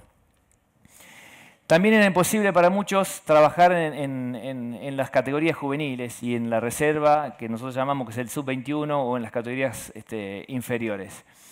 Los torneos argentinos de juveniles y de inferiores, cuando se terminaba el torneo no se habían completado todas las fechas, porque los clubes los partidos que se jugaban en distancias largas no presentaban sus equipos, porque muchas veces pedían no jugar entre semana y pedían jugar la fecha más adelante. Bueno, logramos tener un calendario dividido por zonas diferentes, de manera de ahorrar mucho gasto de logística también para los clubes, y donde tenemos un grado de cumplimiento muchísimo más grande que teníamos antes, y donde también tenemos sanciones para los clubes que no presenten sus equipos de reserva o de inferiores, algo que, como les decía antes, no existía. Y a partir de ahí, de este ordenamiento de situaciones que se daban, que entiendo no eran tan complejas, sí con muchas presiones para que no se cumplan en muchos casos, pero que entiendo que eran necesarias, empezamos a trabajar en la parte comercial. Y al trabajar en la parte comercial, como les dije, en los primeros días firmamos un contrato. Nosotros tuvimos 3 ofertas para tener los derechos televisivos en Argentina. Una oferta era de ESPN, otra oferta era de MediaPro y una tercera oferta de Fox y Turner, 2 compañías que se unían para obtener la licencia de los derechos televisivos en Argentina por 5 años. Finalmente se termina eligiendo la oferta de Fox y Turner, y ese es el primer gran ingreso que genera a la liga, un dinero para distribuir entre los clubes. Y a partir de ahí, sabiendo cuándo iba a salir cada uno de los partidos, por qué pantalla iban a salir, empezamos a trabajar en el tema del sponsoreo. El tema del sponsoreo, que en el mundo es conocido y que para todos ustedes será un tema que no es complejo, en Argentina no existía. Entonces, el único dinero que se repartía entre los clubes era el dinero que se generaba de la venta del derecho audiovisual. Entonces, no teníamos un nombre de torneo que genere un ingreso y que ese ingreso luego se reparta entre los clubes. En este primer torneo que acabamos de terminar, fue la primera vez en la historia que los clubes recibieron no solamente dinero de la televisión, sino dinero que se generó como consecuencia sponsoreo que fuimos generando. Al sponsoreo, estas cosas que ustedes ven, que les pueden llegar a ser habituales, en Argentina fueron en algún caso revolucionarias, porque el sponsoreo lo que tenemos que darle luego es una presencia de la marca, que implicó, por ejemplo, que la salida de los equipos en diferentes estadios sea diferente a como se venía haciendo. Ahora los equipos empiezan a salir en la gran mayoría de los estadios todos juntos, pasan por este arco, nos permite darle visibilidad a nuestra marca, que la creamos, y que, como planteabas vos al principio de la charla en la primera ponencia, fue un desafío para nosotros generar la marca. Vos planteabas de la marca a lo largo de tu vida. Bueno, a mí me tocó definir el nombre Superliga, me tocó definir el logo, que es nuestra marca, SAF, Superliga Argentina de Fútbol.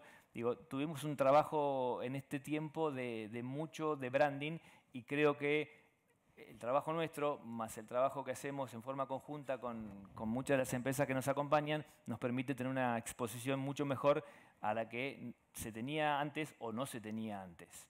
Estos son algunos de los ejemplos de cosas que nosotros hacemos para mostrar nuestra marca y para mostrar dentro de los estadios o en conferencias de prensa que hacemos ad hoc fuera de los 90 minutos, para mostrar la marca también de las empresas que nos acompañan. Y luego lo que hicimos es, bueno, trabajemos en el área comercial, pero veamos luego cómo vamos a distribuir el dinero. Y el dinero en los clubes en Argentina se distribuía de acuerdo a reuniones que se mantenían en escritorios, y que se había definido en algún momento de la historia argentina que había 3 categorías de distribución del dinero. Boca y River, que son los clubes que se conocen en Argentina como los más grandes, eran los que más dinero recibían. Después había 4 clubes, San Lorenzo, Independiente, Racing y Vélez, que recibían un poco menos de dinero, y después había 22 clubes que recibían la menor cantidad de dinero. Se había definido eso en algún momento de la historia del fútbol argentino y había quedado por siempre. Entonces, de cada dinero que se generaba, se distribuía en esas diferentes categorías. ¿Qué es lo que nos tocó hacer nosotros? Modificar ese modelo para darle el poder del dinero que genera cada uno de los clubes a lo que genere cada uno de los clubes adentro del campo de juego, y no en alguna oficina en la semana. Entonces, a partir de ahí definimos un reparto del dinero donde el 50% del dinero que se genera del derecho audiovisual se reparte en partes iguales entre todos los equipos de nuestra liga para generar una industria fuerte. El 25% se reparte en base a lo que haya generado cada uno de sus equipos en el campo de juego. Esto es lo que se llama el mérito deportivo. Entonces, el que sale primero cobra más que el que sale segundo, y cobra el que sale segundo mucho más que el que sale 15. Y cada una de las posiciones ahora tiene un precio determinado. Entonces, todos los clubes hasta la última fecha terminan teniendo un atractivo por seguir jugando el torneo, porque en base a cómo terminen en el torneo va a ser el ingreso que van a ir cobrando para el próximo año. Y un último 25%, que originalmente nuestro estatuto tenía que ver con la audiencia televisiva o con el rating o share, como se conoce, que para un primer año, como pasamos de un sistema de televisión abierta a un sistema de televisión de paga, nos fue complejo definir, y tomamos por única vez este último 25% en base a la trayectoria que haya generado cada uno de los equipos de primera división desde 1931, que es la creación del profesionalismo del fútbol en Argentina, hasta la fecha, y qué es lo que ha generado cada uno de ellos en los torneos de primera división. Cuántos torneos ha jugado, cuántos torneos ha ganado, incluso cuántos torneos ha ganado en competencias internacionales. Eso genera una gran fórmula que le permite a cada uno de los clubes conocer, ya de hecho hoy ya conocen cuánto van a empezar a cobrar el 10 de agosto, el 10 de septiembre o el 10 de octubre del año próximo, del torneo próximo. Y luego, como hicimos cuando definimos el sistema de reparto, teníamos los comentarios de situaciones que se daban en otras ligas donde hacían que los clubes grandes sean más grandes y los clubes chicos sean más chicos. Entonces definimos una fórmula que el club que más dinero cobra no puede ganar más que 2,2 veces el club que menos dinero cobra. Entonces, si Boca o River, supongamos, fueran los clubes que más dinero cobran y cobraran 2,2, el que menos cobra va a cobrar 1 peso. Esto nos permite tener un sistema que nosotros llamamos mucho más solidario del reparto del dinero dentro de la liga y mucho más solidario que lo que es el mercado. Porque si nosotros analizamos los balances de Boca, de River, el ingreso de Boca de River a lo mejor es 15 o 20 veces el ingreso de los clubes más chicos que tenemos en la Superliga. Entonces el mercado nos dice que los clubes que más venden 15 o 20 veces más que los más chicos, pero nuestro reparto del dinero, para hacer una industria mucho más competitiva y clubes más fuertes, nuestro reparto de dinero es de 2,2 veces el que más cobra del que menos cobra. Entendemos que de esta manera podemos construir una industria que nos permita tener un campeonato atractivo en el tiempo.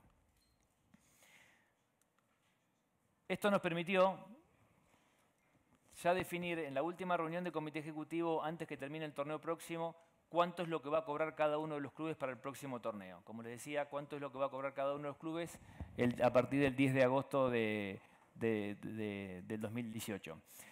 Y que con el trabajo que hicimos el primer año, van a ver ustedes en la primera tabla que dice 40,4, ya le aseguramos a los clubes de primera división que van a tener un incremento de ingresos por parte de la Superliga de por lo menos un 40,4% con respecto a lo que tuvieron en promedio en el torneo pasado. ¿Por qué digo por lo menos? Porque esos son ya los contratos que tenemos firmados. Todos los contratos que agreguemos en el tiempo incrementarán ese 40%, que las cifras están expresadas en dólares, ese 40% de incremento que le estamos diciendo a los clubes que van a tener el año próximo con respecto a lo que tuvieron el torneo pasado.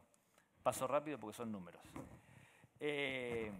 Y por último, definimos el derecho audiovisual para el territorio nacional. Tenemos el próximo año que definir el ingreso del derecho audiovisual en el mundo, porque el año que viene se vence un contrato que heredamos de la federación y que saldremos al mundo a poder nuevamente vender nuestros productos. Empezamos a trabajar con el sponsoreo y empezamos a trabajar con dinero que se puede generar por fuera de lo que es el partido de fútbol en sí, pero con muchas de las costumbres que se tienen en Argentina y que también se tienen en el mundo. Entonces creamos la primera E-League, la primera liga de juegos, donde hicimos una alianza con una empresa que es de Javier Mascherano, donde logramos que Red Bull nos acompañe y sea el sponsor de la Premier League, donde empezamos a generar ingresos en un público diferente que habitualmente no consume los partidos de fútbol, que son chicos de a lo mejor entre 10 y 15 años, que están acostumbrados a ver contenidos de 5, 7, 10 minutos, que no soportan a veces ver de corrido 90 minutos de fútbol, pero que son hinchas de clubes y que lo que nos pasa en Argentina que muchos de esos chicos, por los juegos electrónicos, terminan siendo hinchas del Real Madrid, del Barcelona, del Manchester, y conocen a sus jugadores más que los jugadores argentinos. Bueno, empezamos a transitar un territorio donde entendemos que puede haber un público nuevo cautivo, donde trabajaremos con los mismos clubes que tenemos y habrá una competencia de partidos que si a la noche juegan Boca-River, a la tarde habrá un partido Boca-River en los juegos, donde vamos a tener una plataforma nueva de ingresos, donde estamos trabajando para una plataforma digital y donde estamos trabajando también para una plataforma, para una señal televisiva que nos permita, apalancándonos en los nombres de los clubes que tenemos y en los jugadores que tenemos, generar ingresos en una plataforma diferente a la ya conocida. Y así como les conté el ejemplo de la liga, estamos trabajando para lanzar para el próximo torneo un negocio de e-commerce. Estamos trabajando en un fantasy, que en Argentina hay uno, y estamos trabajando en un fantasy más tecnológico que el que tenemos. Estamos trabajando en clubes de afinidad, en clubes de afinidad para los clubes. Una de las cosas que vemos de los clubes es que gran parte de los ingresos los tienen por los abonados o los socios y queremos ayudar, si bien no es dinero que pueda generar la liga, pero sí es dinero para los clubes, queremos ayudar a que los clubes tengan mayor cantidad de socios en Argentina. El socio le da una previsibilidad también en el tiempo del dinero y creo que desde nuestro lado podemos trabajar en casos como los clubes de afinidad, con sistemas de beneficios para quienes se hagan socios de cada uno de los clubes y le permitan tener un ingreso sostenido en el tiempo. Estamos trabajando para contenido de redes, algo que es también habitual en el mundo, conocido y lo presentaban también antes y que en Argentina no existía. El contenido que se generaba de redes era más bien informativo de cuándo juega cada uno de los equipos. Empezamos a generar un contenido, empezamos a participar con el público, empezamos a generar sponsors para ese tipo de contenidos. Estamos trabajando con un sistema diferente de ticketing porque estaba descentralizado y cada uno de los clubes se encargaba de la manera que a cada uno le parecía en la venta de entradas. Estamos trabajando con estadísticas para el betting internacional. Bueno, estamos trabajando en un montón de alternativas que van a incrementar ese 40,4% que les decía anteriormente que le definimos a los clubes. Estos son algunos de los ejemplos de cosas que estamos logrando hacer que son monetizables. Muchos de estos ejemplos terminan estando en nuestras redes o que a través de alianzas que tenemos con distintos medios, este contenido termina en esos medios que luego genera sponsors que a lo mejor no son de la liga, pero sí los compartimos a través de esos medios. ¿Qué tiene que ver con información estadística de cómo juega un equipo, cómo juega una defensa, cómo juega una delantera o cómo juega un jugador determinado? Que nos genera contenido, que nos genera opinión, que nos genera presencia de marca en la semana, más allá de los 90 minutos que tenemos durante el fin de semana, y que luego nos genera un ingreso que lo repartimos entre los clubes. Estos son algunos de los datos de los clubes, de información que tenemos de los clubes de un primer año de relevamiento, y como les decía anteriormente, cuando hablaba del club de afinidad, en Argentina hay 800.000 socios de los 28 clubes que participaron de la última competencia de Superliga. Nuestro desafío es que, si bien ese no es un dinero que va a generar la Superliga, nuestro desafío es que en el tiempo los clubes tengan mayor cantidad de socios, que le podamos dar entre todos beneficios para que tengan esa mayor cantidad de socios y que esa mayor cantidad de socios repercuta en las finanzas de cada uno de los clubes. Tenemos una audiencia de aproximadamente 20.000 personas por partido. Jugamos el torneo pasado 14 partidos por fin de semana, o sea que tenemos casi 300.000 personas que van fines de semana tras fines de semana a ver los partidos de nuestra liga. Ese negocio tampoco está explotado. Sí está explotado el del ticketing, sí está explotado el de la venta de la gaseosa o la hamburguesa, pero entendemos que hay un montón de negocios que se pueden generar a través de la información de quiénes son las personas que van a los estadios, que esa información es muy válida para muchas empresas y que entendemos que es un negocio que tenemos que explotar en el tiempo. Como les decía, a través de la alianza que hicimos con Fox y Turner, el fútbol de televisión abierta fue a un fútbol de televisión por paga. A partir de noviembre del año pasado empezó en el sistema de televisión por paga. Terminamos el torneo con más de 2 millones, creo que fueron 2.038.000 abonados, o sea, más de 2 millones de hogares abonados al sistema de pago del fútbol.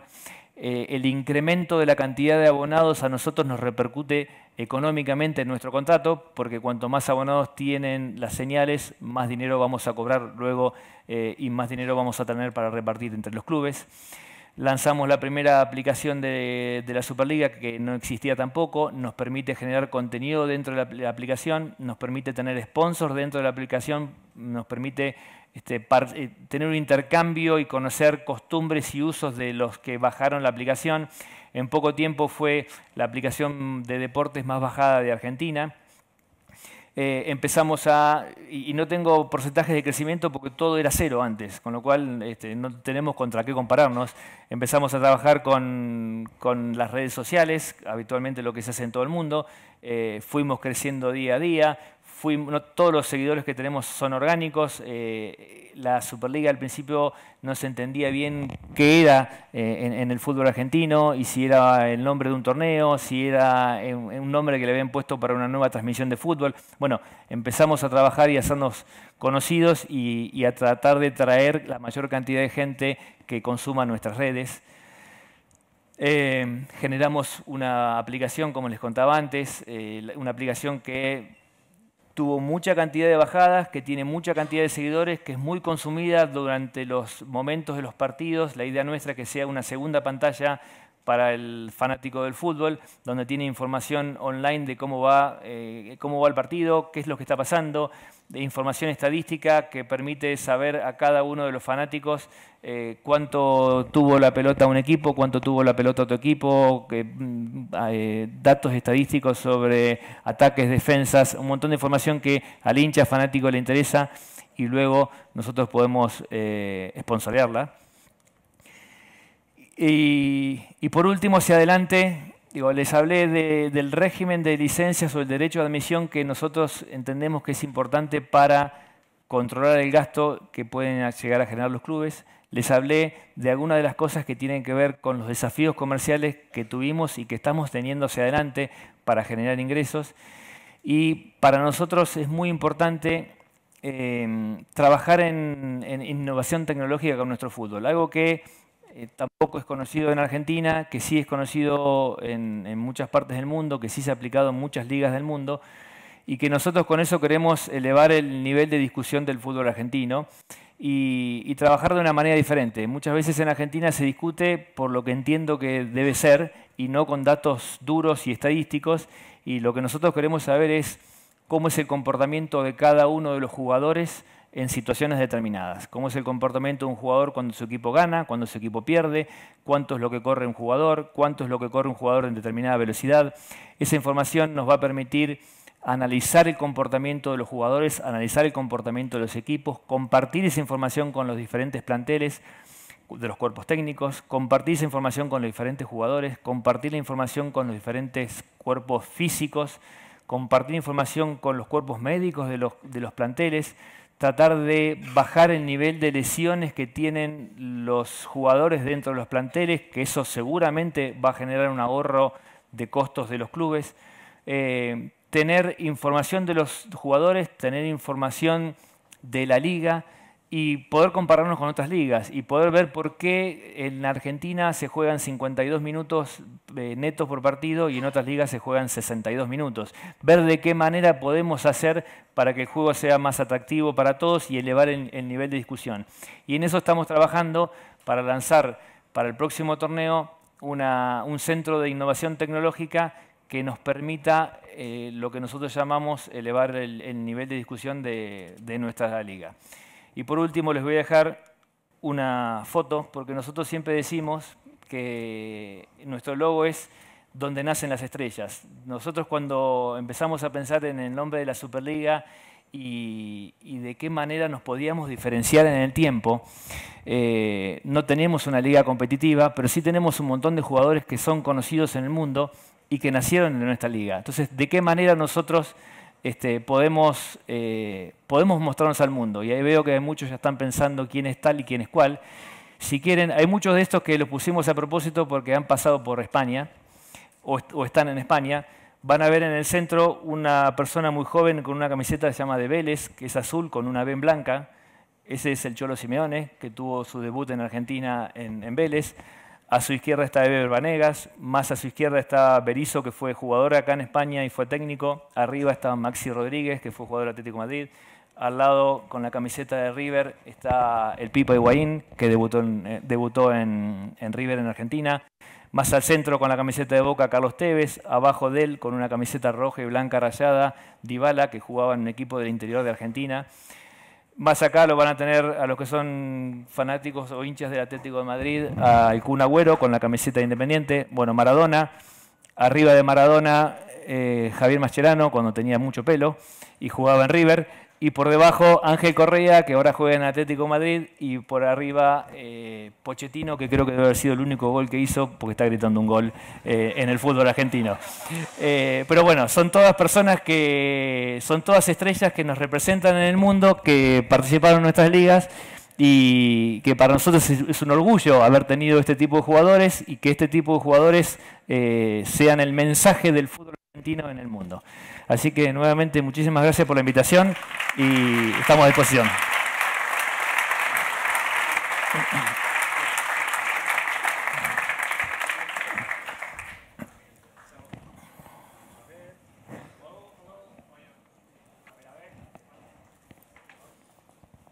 Hello. Yeah.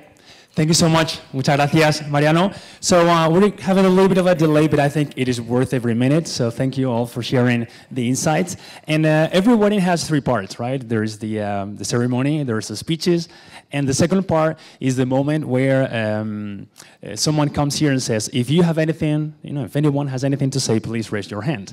And if you are getting married, like it was my case, you look at everybody like, please don't raise your hand or I'll kill you. But this time it is the opposite. So we're going to ask you to raise your hand and to ask the question. So I'm going to ask the colleagues if we can bring the stools. So we will ask all the members to come and receive the questions that you have so we can continue the conversation. So moving on to the next part.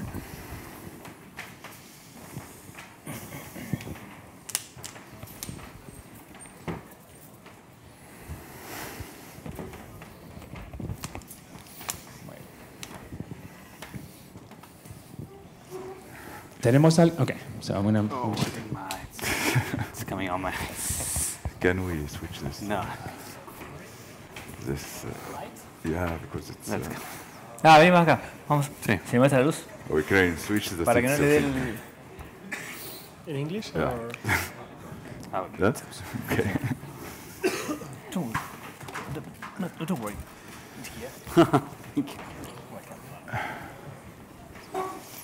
In which language do you prefer, in English or Spanish? Well, first of all, congratulations for the event, and it's a pleasure to have these people sharing us your knowledge. My question is about the user experience. Have you thought about virtual reality or many other experiences for the fans, supporters, and many other people who maybe just like soccer because of bets, because of statistics, because of rewards, because of benefits, and many other things surrounding the sport? My question is, for example, in the USA, people are wearing cams so you can watch the soccer, the match, as the player you would like to be. And in soccer, people don't use it. Have you, and the use of technology for any match? Por mi parte, si querés, hay que ver temas de regulaciones de FIFA para poder utilizar ese tipo de cámaras, pero sería desde el lado del negocio un atractivo muy interesante para generar un contenido diferencial y poder exportar ese contenido. Imaginemos que podamos definir el día de mañana desde qué jugador nos queremos parar y ver un partido dentro del estadio en base a la posición de cada uno de los jugadores o ir en el tiempo modificando posiciones. Creo que podría ser un gran adelanto.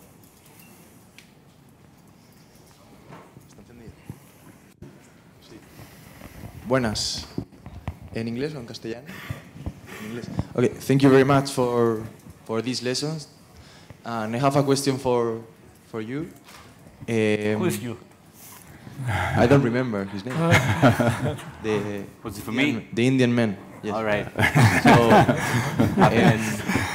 Well, congratulations for your job and all that. And I would like to know if you have any future plans in accordance to foundations in order to have a bigger impact on Indian society. Thank you. With our club? Yes. You mean, yeah.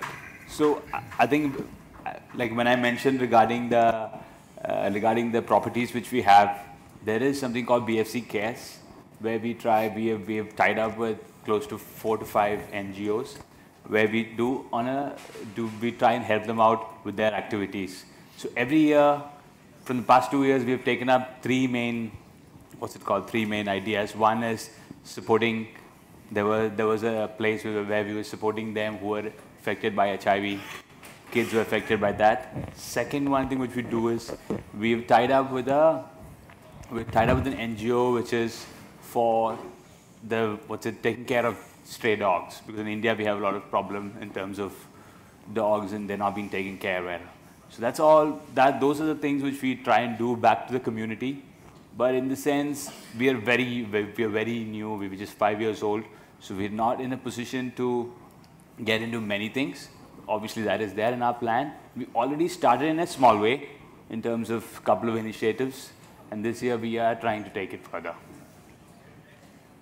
It's a very important part. If you don't do that, as I said, that connect with the community, you'll never get unless until you actually do that. But then you need to do it regularly. Otherwise, it becomes a one-off event, just a media or a PR activity. Well, thank you all for being here. And I want to talk about something that Mohamed said that is really interesting. It's like how the growth of European leagues is a threat for the local growth of Indian clubs, Egyptian clubs, or the Argentinian league. So I will turn in Spanish because it's for Paco and Mariano. And ¿cómo creen ustedes que puede colaborar la Liga Española con la Liga Argentina y cómo creen que se pueden fusionar para que el crecimiento de la Liga Española internacionalmente no sea una amenaza para los países subdesarrollados o para las ligas o equipos en vías de desarrollo. Arranco, mientras él piensa, le voy a responder yo. Yo creo que desde nuestro lado, desde la Liga Argentina, para retener más tiempo a los jugadores, lo que tenemos que hacer es ordenarnos internamente. El crecimiento que se da en el mundo de las ligas y que las ligas sean más poderosas, tiene que llevarnos a nosotros como liga también a ser una liga más poderosa. En definitiva, estamos hablando de una industria que es la industria del fútbol o de las ligas del fútbol. Y me parece que quienes van a encontrar diferencia van a ser entre las ligas más ordenadas y las menos ordenadas, o las ligas que puedan generar más ingresos y las ligas que puedan generar menos ingresos. Obviamente, si después aparece un Messi o un Cristiano Ronaldo, no va a terminar jugando en un club de Argentina. Probablemente por ambición personal, por dinero, por participar de una liga mucho más competitiva, va a terminar jugando en equipos más importantes de Europa. Pero lo que tenemos que hacer por lo pronto desde nuestro lado es ordenar nuestra liga, ordenar nuestra industria para retener más tiempo los jugadores en nuestra liga. Y eso nos va a hacer que la liga nuestra sea más competitiva y más fuerte. Yes, okay. I want to learn some Spanish so I can, but maybe after the panel we can talk together about this. For this point, yes, we see the European leagues are a better attraction destination for all the players worldwide. And I see that it's a rule of FIFA. From my point of view, how we can solve this, it's a rule of the FIFA that should support federations. FIFA already support the African and the Asian federations during their practice in the World Cup and during their practice in national games. But I think they should make more for like development programs for these federations, so we can have a sort of league that have attraction, because we already in many African clubs and Latin American clubs, you have the most important thing, which is a fan base. They are crazy fans we have in Egypt, in North Africa, in Latin America. At the same time, you have a historical teams, but maybe you lack some of financial capabilities, some of experiences. So I think it's a rule of FIFA with other federations. And at the end, it will make a good benefit, and it will enrich all the players worldwide to go through many leagues, not only the European League. Yeah, from my side, well, although I said that we are in a global, everything must be global, and La Liga and numbers are important for all the leagues. But I think it's a good question to all to be united somehow, but somehow to protect and to take care of the football industry. Indeed, not only to see numbers and to be global and to be the best that of course that we want to be. But it's a good point that to take care of this football industry between all of us. I don't know how we can do it, but it's a good point. Hi, good morning, and thank you for being here. My question is general, but I would like an answer for each one of you. My question would be, how do you guys, in each of your leagues, try to go towards illegal match fixing, like illegal betting? Is there anything you do in your specific league or country? How do you deal against that? Like, for example, we're implementing VAR because we believe the repetition will help us with the illegal betting and match fixing. And I would like an answer for it, because I know in Spain it'll be easier because everyone watches it, but how do you deal in India when not many people watch the league if there is some sort of match fixing? Thank you. All right. Hello. Yeah. So in terms of, firstly, regarding betting, in India betting is illegal, so there is like, I don't have a bit win or a big win. There is no opportunity of doing that. If I have to do that, I need to have a UK or a foreign ID and then do that, which is not something which happens around. In terms of match fixing, what happens is India has taken a very, very important step in that. What we have is during the league, every club has an integrity officer. There's an integrity officer who travels with the team full-time, who is deputed by the league. So he is going to stay with the team from 2 days before the match.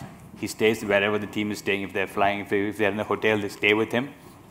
And his job is basically to ensure all these things are monitored. So they are not allowed, even if they have to go out, they have to inform him. So there's one person, primarily his job is that. Secondly, also on the match day, right before entering, all your communication devices and everything is taken out of the players. So that is how we do in terms of we depicted a person, also CCTV camera, all that is there. But the person there is, every club has a person who's taking care of it. Now if you buy him off, I don't know what is going to happen. That's so far, but those are people who already worked in different levels of police and all that. So we expect them to do it. So that's how we are countering it, because it is still there. I'm sure it's there happening, but that's the main way of countering it, by having a person full-time over there. En nuestro caso, también el betting está prohibido en Argentina, pero no está prohibido en el mundo. Y nosotros trabajamos para poder controlar el ingreso que genera el betting en el mundo, que no lo podemos generar en Argentina. Y en cuanto si se quiere, el nivel de conocimiento de nuestro fútbol, o de los partidos, o de los hinchas, o de la información que pueden tener cada uno, en Argentina se respira fútbol, con lo cual todo el mundo se entera de todo. Tenemos muchos medios especializados y es un tema de conversación diario, con lo cual la información que fluye a través del fútbol permite que todo el mundo sepa cuándo juega su equipo, cómo hace para tener un ingreso determinado de su equipo. Está todo muy... todos los partidos se transmiten, casi todos los clubes tienen una señal propia de televisión, trabajan con redes, hay mucho conocimiento del contenido fútbol. When in Spain, betting is legal, and as you know, there is a law that it's taking care of, and the betting is under control here in Spain. But I think it would be very difficult to have something or to fix some games in our league, because, as Mariano said, in our league too, everybody knows about everything that happens. Thousands of eyes are on the pitch, on the game. I think that remains to the past. I think it's difficult to happen right now. I think the same we have in the Egyptian league and the African region. It's something that I don't think that we can have it at that time. But maybe that, like what you mentioned, that it's something in the past for more. We are looking like for different experiences than this. Yeah. Hola Mariano, por acá. Hablabas al inicio que en Argentina la casa está muy desordenada. Mi pregunta va en tema a qué tan complicado fue negociar con los clubes y con la vieja administración para hacerles ver que las cosas estaban haciéndose mal. Y sobre todo mi pregunta va por un tema de si tu modelo que aplicas en Argentina es replicable en algunos otros países de Latinoamérica, donde las cosas básicamente no se hacen de la mejor manera también. Gracias. De nada. ¿Qué tan complicado? Depende del tiempo que quieras que te cuente. Te cuento un montón de experiencias. Como en todo cambio, hay cambios que son culturales, y cuando hay cambios culturales hay personas o clubes que lo entienden más rápido y hay personas o clubes que lo entienden más lento. Y hay algunos que ven un beneficio y hay algunos que no se dan cuenta y hay algunos que ven un perjuicio. Entonces es un trabajo en equipo de un convencimiento de todos como industria de hacia dónde tenemos que ir. Probablemente algunas personas o clubes acompañen más, otros se mantengan más expectantes y otros lo vean más complejo. Pero me parece que es un convencimiento de todos. Por lo que yo ponía en la primera filmina, venimos de tan abajo, venimos de una situación tan compleja, que eso creo que genera un consenso de convencimiento hacia dónde tenemos que ir o de modificación de esa situación. Y eso puede hacer que lo haga más sencillo el día a día del trabajo. ¿Y la segunda parte era? Ah, sí, se puede exportar, se puede copiar el modelo para otras ligas. Yo te lo diría al revés. El modelo que tomamos nosotros es copia o está tomado en base a un montón de otras ligas, que tiene que ver con la Liga Española, con la Premier, con el Calcio, con la Bundesliga. de un montón de ligas y un montón de modelos que ya existen en el mundo. Lo que se deberá hacer en cada país es aplicarlo en base a cómo entiendan cada uno que se puede aplicar. En Latinoamérica ya existen algunos casos, como la de mayor en Colombia, en Ecuador se está creando una liga. Digo, hay algunos casos incipientes, pero hay algunos casos en sí, y yo creo que es el modelo hacia adelante. Lo que tendrá que definir cada país es cómo aplica ese modelo, pero creo que es un modelo que no tiene vuelta para atrás. So we have time for 14 more questions. One will happen now, and the other 13 will happen over some drinks. So whoever has the microphone there will ask the last question. Hi, Sushmit, my question is for you. So how long do you think till the ISL and I-League are going to merge?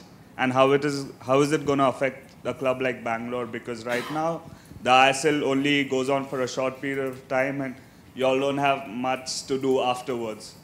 And also my second question is, like, because La Liga has an office in Delhi, have you all been doing any activities with them as a club? All right, so just to put things in perspective, India has 2 leagues at the moment. So whatever reasons are, there are some things which I cannot comment on for whatever reasons. So regarding the merger, I think it's in the process, but I'm not sure how and when it's going to happen. Should happen eventually. Whereas there are certain things which I'm not allowed to speak. Regarding, what is the second question about the La Liga? So what we understand is there is a La Liga office, and we have met a couple of people. I think they've tied up with a company in India called India on Track, and they're doing stuff. So what happens is there is a lot of, we've met them, there are synergies which we're working on, but as of now, I'm not sure what their strategy is. As you said, the timings of matches is something which has really helped everyone. Because in our club, we had a couple of coaches who were both from Barcelona. So we had, during one of the El Clasicos at 8:30 Indian time, which is very prime time, what we did was we did a program for the fans. So we had some lucky 5 season ticket holders who could watch the El Clásico with our Barcelona coaches, who used to coach with Frank Rijkaard and everyone. So that way La Liga is doing it, but I'm not sure what their strategy is on working. But see, everyone's coming. We got Manchester City come onto our office, the CEO is there. Borussia Dortmund is coming in a couple of weeks. So everyone's interested, but at this moment, my guess is as good as yours on what exactly they're looking at. I would say I think further on, if I could have more time with Paco, I would maybe understand what their strategy is. Okay, thank you. So we are reaching now the next stage, which is the cocktail party. That when we ask questions privately or even flirt with each other.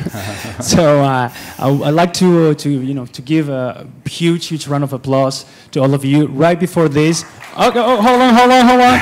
Right before this, I'd like to thank you because this full house shows that there's an interest for learning more about global football and also for discussing things that are, important, not easy sometimes. Maybe we have more questions than answers. But now it's time to finally give you a round of applause and thank you so much for being here today. Thank you.